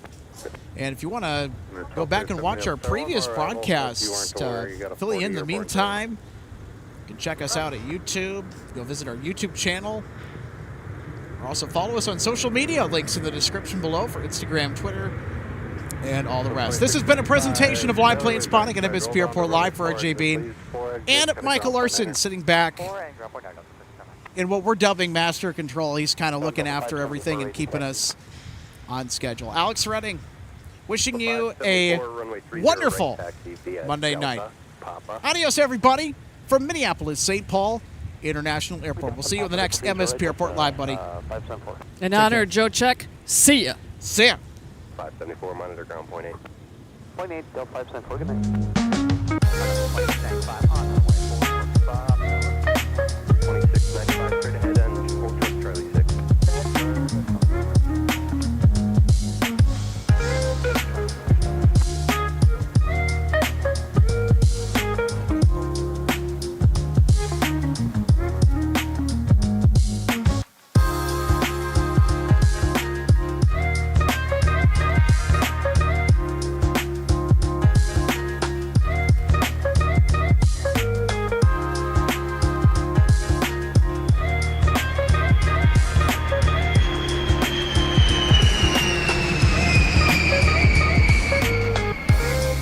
Welcome to DG Pilot, Aviation, Collectibles, and more, and our St. Paul showroom and warehouse. From the time your order is placed until it is delivered to you, our #1 goal is to provide you with the best customer service experience.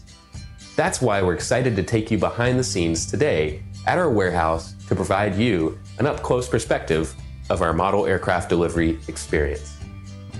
Our first step in the model aircraft delivery process takes place after your order is received. Our model aircraft delivery specialist will conduct a detailed inspection of your model for quality control to ensure we provide you with the highest quality products.